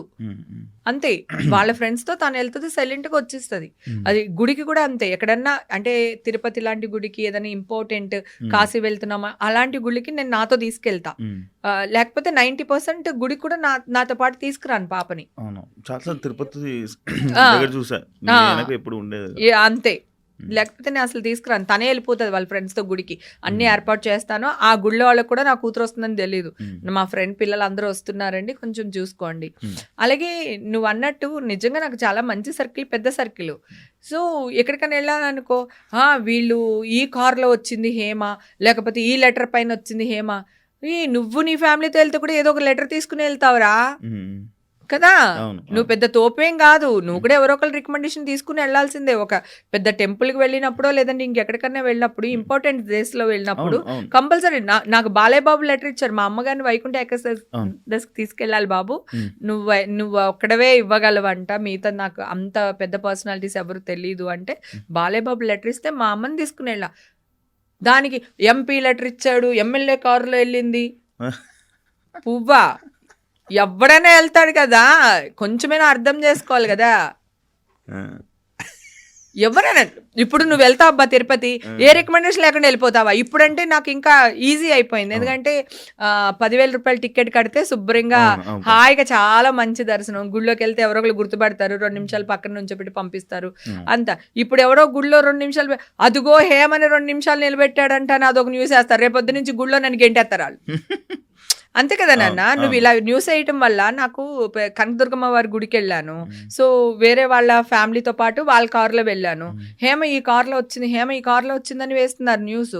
మరి నేను ఏదో ఒక కారులోకి రావాలి కదా, నడుచుకుంటే అయితే రాలేను కదా. నువ్వే మీడియా వాళ్ళందరూ కలిపి నా మీద పడిపోతారు గుళ్ళోకి వెళ్ళినప్పుడు, మైకులు తోసేసుకుని కెమెరాలు తోసేసుకుని పడిపోతూ ఉంటారు. మరి అలాగే నా ఫ్యాన్స్ ఉంటారు కదా, ఇంతమందిని ఇన్ని సంవత్సరాలు ఎంటర్టైన్ చేశాను, నాకు అభిమానులు ఉంటారు కదా, వాళ్ళు నా మీద పడరా? పాపం ఎవరైనా ఏదన్నా పొరపాటు జరిగింది అనుకో, తొక్కిసలాట చచ్చిపోయింది హేమ గుడికి రాబట్ట అంటారు ఇప్పుడు. మరి నేను తొక్కిసలాట్లో రాకూడదంటే ఎవరొకరు కారులోనో లేకపోతే ఎవరొకరు మనుషులు ఇద్దరిని పెట్టుకునే రావాలి కదా, అది తప్పేంటంటున్నా. నువ్వు చేసేది కూడా అదే కదా, నీ ఫ్యామిలీని తీసుకెళ్లాలంటే నువ్వు ఏదో రికమెండేషన్ మీద వెళ్తావు కదా, అలాగే నేను రికమెండేషన్ మీదే కదా వెళ్తున్నాను. ఎందుకు కాంట్రవర్సీలు చేస్తారు, ఏం అవసరం కాంట్రవర్సీలు వాళ్ళకి? అది నేను మంచిగానే ఉన్నాను, అమ్మవారి మీద ప్రేమతో వెళ్ళాను, దాన్ని కాంట్రవర్సీలు చేస్తారు. ఒకడైతే టికెట్ తీసుకున్నారా మీరు అని అడిగాడు ఒకసారి, ఒక కనకదుర్గమ్మ గుడిలో. ప్రతి సంవత్సరం వెళ్తాను నేను, వాళ్ళకి తెలుసు ప్రతి సంవత్సరం హేమ గుడికి వస్తుంది, పలానా రోజు వస్తుంది అని కూడా తెలుసు వాళ్ళకి. ఏంటి కాంట్రవర్సీ?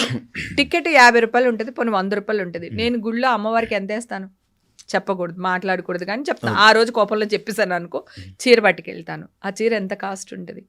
నాకు వచ్చే డబ్బు మా అమ్మదే, మా అమ్మే నాకు ఇస్తుంది. మా అమ్మ గుడికి ఉపయోగపడితే ఏదైనా చేస్తా. తిరుపతి కూడా అంతే.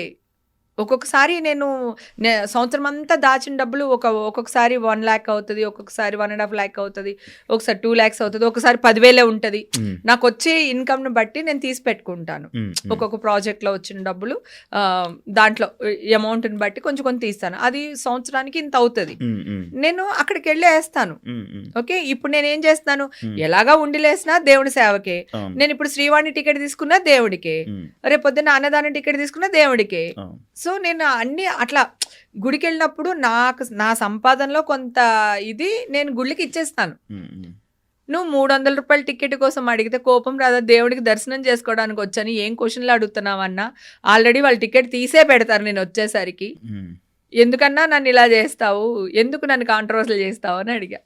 గుడికి ప్రతి సంవత్సరం వెళ్తానన్నా, తిరుపతి వెళ్తాను, అన్ని గుళ్ళకి వెళ్తాను నేను, ఒక్క గుడి వదలు నేను, అన్ని గుళ్ళకి వెళ్తాను. నేను నా లైఫ్ నేను చిల్ అవుతున్నాను, నాకు భక్తి ఉంది, మా అమ్మ మీద భక్తి ఉంది, నా ఫ్యామిలీని చాలా బాగా చూసుకుంటాను నేను. నా ఫ్యామిలీని ఈ రోజు వరకు ఒక్కరోజు కూడా నా ఫ్యామిలీని ఏమంటారు సైడ్ పెట్టేసి నా లైఫ్ చూసుకునేది లేదు. ఓకే, సో అలాంటి ఒక దీన్ని నువ్వెందుకు ఇట్లా బూతులాగా చిత్రీకరిస్తావు నాకు అర్థం కాదు. దేవుడు అనేవాడు ఉంటాడు, ఏ కాలో చెయ్యి ఎరగొట్టేస్తాడు ఎవడొక్కడికి చెప్తున్నా నేను. అన్ని మన రోజులు కాదు బంగారం కదా, అన్ని మన రోజులు కాదు. మొన్న శివరాత్రి రోజున శ్రీశైలం వెళ్ళా, మరి అక్కడ ఎవరో ఒకళ్ళు రికమెండేషన్ పెట్టుకోకపోతే రూమ్ ఎలా దొరుకుద్ది మనకి, కార్ ఎలాగ వెళ్తుంది, స్పర్శ దర్శనానికి ఎవరు తీసుకెళ్తారు? రికమెండేషన్ లేకుండా ఏ సెలబ్రిటీ బయటకు వస్తారు చెప్పు, కదా. ఇది మీ అందరికి తెలిసిందే కదా. నేను కాదు, మీరన్నా వెళ్ళాలంటే ఒక ఎమ్మెల్యే లెటర్, ఎంపీ లెటర్ మీరైనా పెట్టుకుని వెళ్ళాలిగా, ఏ సోషల్ మీడియా వాడైనా సరే, ఏ మీడియా వాళ్ళన్నా సరే కదా.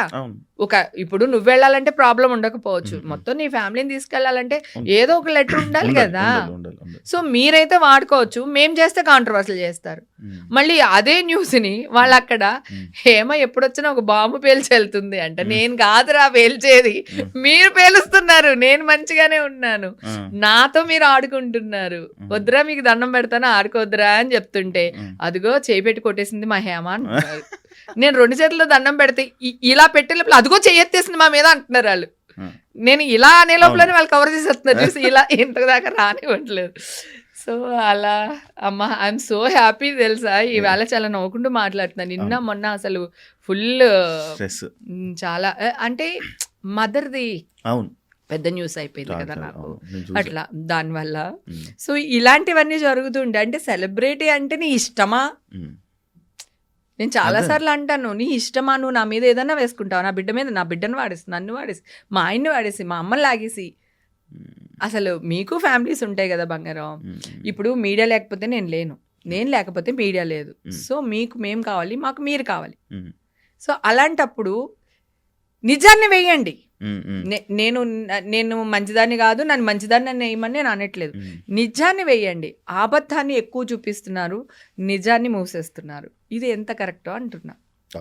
అయితే ఇదే టైంలోనే ఇంకొకటి కొన్ని క్వశ్చన్లు మిమ్మల్ని అడగడం జరిగింది. లైక్ సినిమాలు ఎందుకు ఆపేశారు, ఎందుకు తక్కువ అయ్యాయి, ఎందుకు సినిమాలు చేయట్లేదు? వాళ్ళు మిమ్మల్ని దూరం పెట్టారా, లేకపోతే మీరు సినిమాని దూరం పెట్టారా? ఆఫ్టర్ మా ఎలక్షన్ తర్వాత నేను అంటే ఆ ఎలక్షన్కి నాకు దానికి సంబంధం లేదు, కానీ ఆ ఎలక్షన్ తర్వాత లేకపోతే లాక్డౌన్లోనో సంథింగ్ ఒకసారి నేను మామూలుగా కూర్చున్నప్పుడు నాకు నేను ఆలోచించుకున్నా, ఓకే నాకు ఒక 45 ఏళ్ళు వచ్చినాయి ఇప్పుడు, నేనేం చేశాను చిన్నప్పటి నుంచి, నా ట్రావెల్ ఏంటి, నా కోసం నేనేం చేసుకున్నాను అనేది ఎక్కడో ఒక చోట నేను ఆలోచించాను. మా ఇంటి కిచెను, నా బెడ్రూము, షూటింగ్, ఇవి తప్ప నా లైఫ్లో ఏం లేవు. అప్పుడప్పుడు గుళ్ళు, అది సంవత్సరానికి 2-3 గుళ్ళు, ఏది తిరుపతి, అన్నవరం, దుర్గమ్మ తల్లి గుడి, ఇట్లాగ తప్ప నా లైఫ్లో ఏం లేదు. కిచెను వండుకోవడం అంటే పొద్దున్న 6 గంటలు ఎగుస్తా, మా హస్బెండ్కి టిఫిను, చట్నీలు, మధ్యాహ్నం లంచ్కి కూరలు అన్నీ చేసేసి నేను కూడా ఒక బాక్స్ పట్టుకొని షూటింగ్ వెళ్ళిపోతా పొద్దున్నే. పాప చిన్నప్పుడైతే తను రెడీ చేయడం, నేను షూటింగ్కి వెళ్ళే ముందు తనకు రెడీ చేసి తనకు తినిపించి తను బస్సు ఎక్కిచ్చేసి మళ్ళీ మా హస్బెండ్కి అన్నీ చేసి మళ్ళీ నేను షూటింగ్కి వెళ్ళి రాత్రికి వచ్చి మళ్ళీ మా ఆయనకి నా కూతురికి వండి పెట్టుకుని నా కూతురు పడుకునే వరకు నేను దాన్ని పడుకోపెట్టి తర్వాత నేను వెళ్ళి పడుకుని, లేదా ఎంత లేట్ అయినా పడుకుని మళ్ళీ పొద్దున్నే లేచి ఇదే రొటీన్. అంటే ఎన్ని 100 సినిమాలు చేశానో అన్ని 100 సినిమాలకి ఒక్కొక్క రోజు నైట్ 12-1 గంట అయిపోతుంది షూటింగ్. అయినా మళ్ళీ నెక్స్ట్ డే మామూలుగా లేచిపోయి మళ్ళీ వంట చేసుకుని, ఆ కిచెన్ నా బెడ్రూమ్, నా కిచెన్ నా బెడ్రూమ్, ఇంకేం లేదు, నథింగ్ ఇన్ మై లైఫ్. అప్పుడు నాకు అనిపించింది, ఓకే నేను మా హస్బెండ్ని కూర్చోపెట్టి, నాకు 45 years వచ్చింది, నాకు ఇప్పుడు హార్మోన్స్ చేంజెస్ ఉంటాయి, సో నేను డిప్రెషన్కి వెళ్తున్నాను. ఈ ఆలోచన ఎందుకు వచ్చింది? ఈ హార్మోన్ చేంజెస్ వల్లే వచ్చింది. సో నాకు నా లైఫ్ నాకు ఎంజాయ్ చేయాలని ఉంది. ఓకేనా, నేను ఎక్కడికి వెళ్ళాను, ఎందుకు వెళ్ళాను, ఎప్పుడు వచ్చాను, ఏం చేస్తున్నారు, ఇవన్నీ లేదు. మీకు ఆకలేసింది అనుకోండి, పని మనిషి ఉంటుంది, వంట చెప్పించుకుని తినండి. ఓకే, నేను చేసి వెళ్ళలేదు. నేను ఎక్కడైనా ఊరికి వెళ్ళాను, నాకేదో ఊరికి వెళ్ళాలని, అమెరికా వెళ్ళాను, నేను 1 week తిరగాలనిపించింది, వెళ్ళాను. బ్యాంకాక్ వెళ్ళాను, 10 రోజులు ఉండాలనిపించింది, వెళ్ళాను. మా హస్బెండ్ ఏంటి, తను తినడు, ఎవరు చేసినా తనకు ఒక ప్రాబ్లం పాపం, నేనే అలవాటు చేసాను, అది నా మిస్టేకే. నాకు బాడీలో ఎనర్జీ ఎక్కువ, ఎవరిని పని చేయనివ్వను, నేనే చేసిస్తాను. సో దానివల్ల మా ఆయన చెప్పా, నేను వెళ్తున్నాను కదా, ఇల్లు తగలాడిపోతుంది అనుకోండి, ఫైర్ ఇంజిన్కి కాల్ చేయండి. ఒకవేళ ఫైర్ ఇంజిన్కి మీరు కాల్ చేయలేకపోయారు అనుకో, వదిలేయండి, కాలిపోనివ్వండి, నేను వచ్చిన తర్వాత మళ్ళీ కొత్త ఇల్లు కడతా. కానీ నాకు ఫోన్ చేసి మాత్రం డిస్టర్బ్ చేయకండి, ఎందుకంటే ఫెడప్ అయిపోయాను.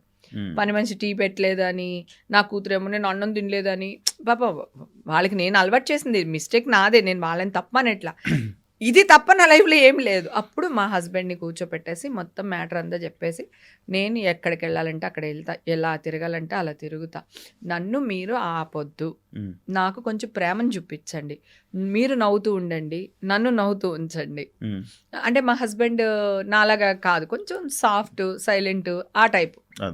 సో అందుకని మీరు నవ్వుతూ ఉండండి, నన్ను నవ్వుతూ ఉంచండి, అంతే తప్ప నన్ను ఫోర్స్ చేయొద్దు, నాకు టీ పెట్టి ఇవ్వలేదు, కాఫీ ఇవ్వలేదు, వంట చేయలేదు, టేబుల్ మీద ఇది పెట్టలేదు నాకు చెప్పకండి.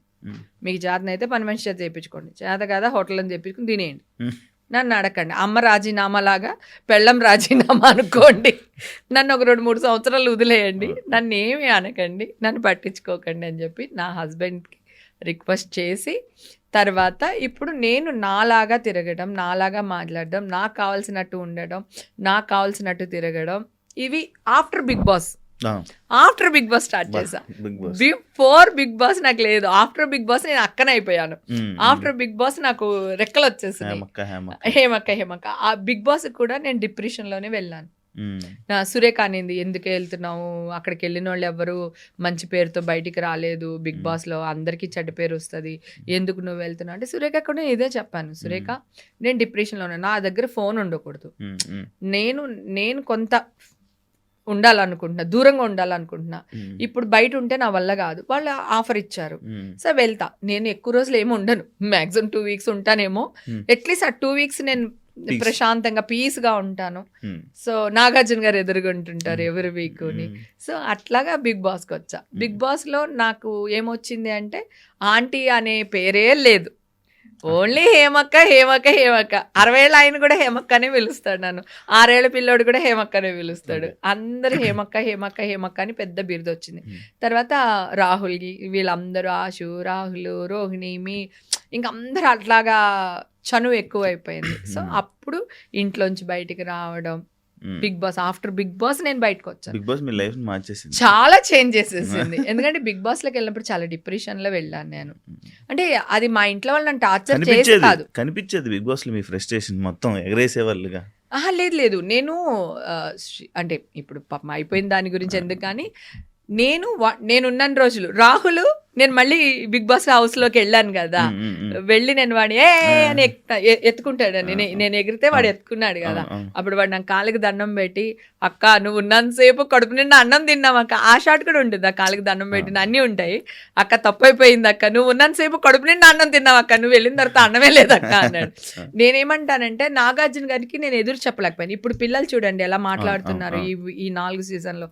అప్పుడు నేను నాగార్జున గారికి రెస్పెక్ట్ ఇస్తాను కదా, నేను నాగార్జున గారికి ఎదురు చెప్పలేకపోయాను. ఆయన ఏమన్నారు, వాళ్ళకి చెప్పి నువ్వు వంట చేయాలి, ఇది నీళ్ళు కాదు కదా అన్నారు.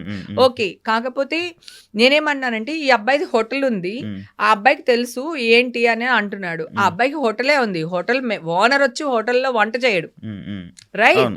అర్థమైందా? ఏ సరుకులు కావాలో కొనిస్తాడు వాడు నెలకొకసారి, అంతవరకే. కుక్కే చేస్తాడు. నేను తల్లిని, నేను అక్కని, నేను అమ్మని, నేను పెళ్ళాన్ని, రైట్? నేను కూతుర్ని. ఎవరి కడుపు ఎంత ఉంటుంది, ఎంత బియ్యంలో ఎంతమందికి వంట చేసి పెట్టొచ్చు అనేది తల్లికి అక్కకి అంటే ఎవరికి తెలియదు, రైట్? సో నాకంటే ఎక్కువ రైట్ అక్కడ ఎవరికి లేదు. వాళ్ళు అనవసరంగా నా మీద దెబ్బలాడారు. నేను నాగార్జున గారు వచ్చినప్పుడు ఆయన చూస్తారులే నేను బాగానే పెట్టాను కదా అనుకున్నాను. అది మిస్ఫైర్ అయ్యి నాగార్జున గారు అనేసరికి నేను ఎదురు చెప్పలేదు. మీరు చూసారా, నేను సైలెంట్ అయిపోయాను. ఆయనకి నేను చెప్పను, నా జీవితంలో చెప్పను నేను. He's my dream boy, my darling, my sweet heart, everything Nagarjuna garu నాకు. సో నేను ఆయనకి ఎదురు చెప్పే పరిస్థితిలో లేను, చెప్పలేదు, అంతే. తీసుకొచ్చారు. ఆ తర్వాత కూడా క్లైమాక్స్ లో చూసావు కదా, చిరంజీవి గారు ఆడేసుకున్నారు మమ్మల్ని. అంతేలే, నీకు అన్ని నాగార్జునే, మేమే ఉంటాము, నువ్వు ఉంటే బాధపడుతున్నావు అని తెచ్చేసాడు నిన్ను, అది ఇదని చిరంజీవి గారు. సో నాకు 2 కళ్ళు వాళ్ళిద్దరుని.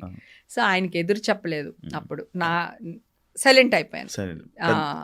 అది ప్లస్ ఫస్ట్ వీక్ లోనే నామినేషన్ లో పెట్టేస్తే ఈ జనాలకి మాత్రం ఎవరికి ఓట్లు వేయాలో తెలియదు కదా. అప్పుడు స్టార్టింగ్ అంటే అప్పుడు మళ్ళీ ఓట్లు కూడా మార్చారు, ఏవో చేశారు మొత్తానికి, అలా అయిపోయింది. కానీ బిగ్ బాస్ మాత్రం నాకు చాలా చాలా హ్యాపీనెస్ ఇచ్చింది. నేను ఇప్పుడు ఇంత ఎనర్జీగా ఇంకా ఉండడానికి కారణం కూడా big boss.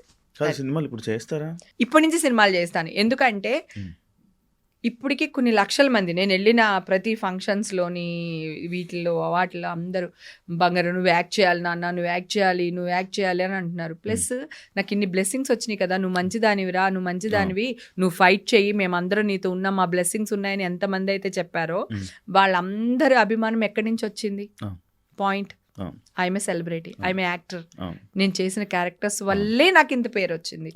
Big boss offer ఎందుకు వచ్చింది? దీని వల్లే వచ్చింది. ఇప్పుడు నువ్వు నన్ను పిలిచి ఇంటర్వ్యూ ఎందుకు చేస్తున్నావు? I'm a celebrity actor, right? So ఇవన్నిటికి రావడానికి, ఇంత పేరు ప్రత్యక్షలు రావడానికి కారణం యాక్టింగ్. సో మధ్యలో నేను మానేయడానికి రీజన్ చెప్పాను కదా, మా ఆయన దగ్గర కొంచెం టైం తీసుకుని సినిమా ఇండస్ట్రీ కూడా కొంచెం దూరం అయిపోయి నేను చిల్ అవుతూ వచ్చాను. ఇక్కడి నుంచి యాక్ట్ చేస్తాను.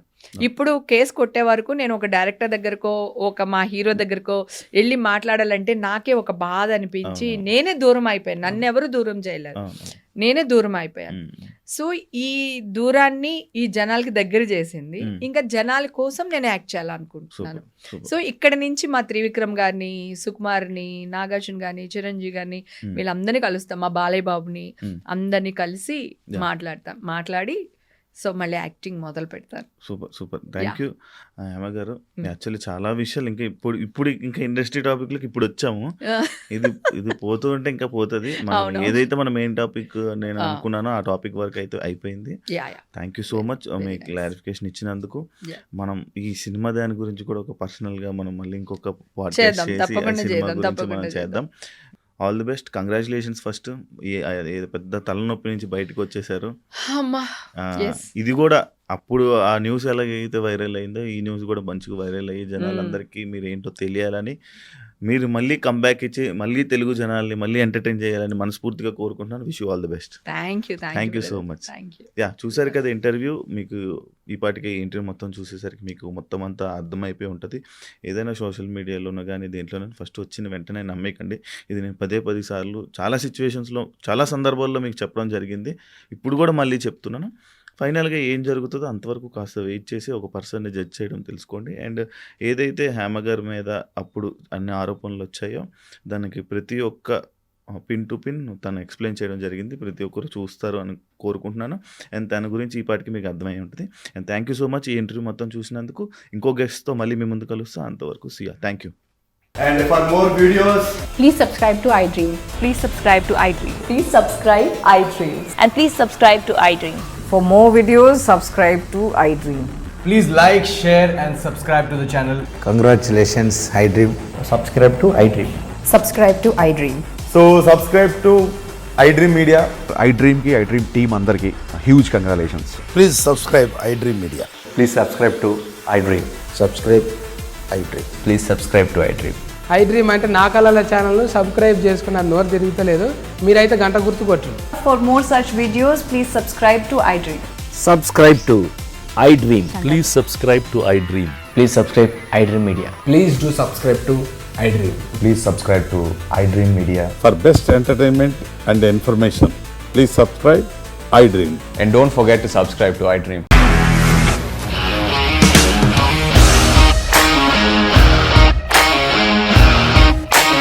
ఇండస్ట్రీలో కమిట్మెంట్ ఇష్యూస్ వస్తే నీకు కూడా వచ్చినట్టు మార్నింగ్ తీసుకెళ్ళాలంటే కొట్టి పడేస్తారు.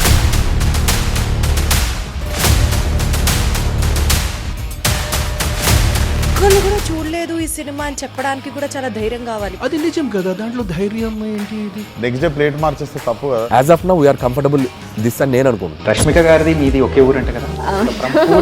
నీకు కోపం వచ్చిందంటే బాగా తిట్టేత్తరా? తిట్టేద్దామండి. నిజంగా గేమ్ ని ఎలా చేంజ్ చేయగలిగారు? APSFC వాళ్ళకి 6 నెలల్లో నేను 6 లక్షలు కట్టా. బిజినెస్ చేయాలనుకుంటే it is as difficult as riding a tiger.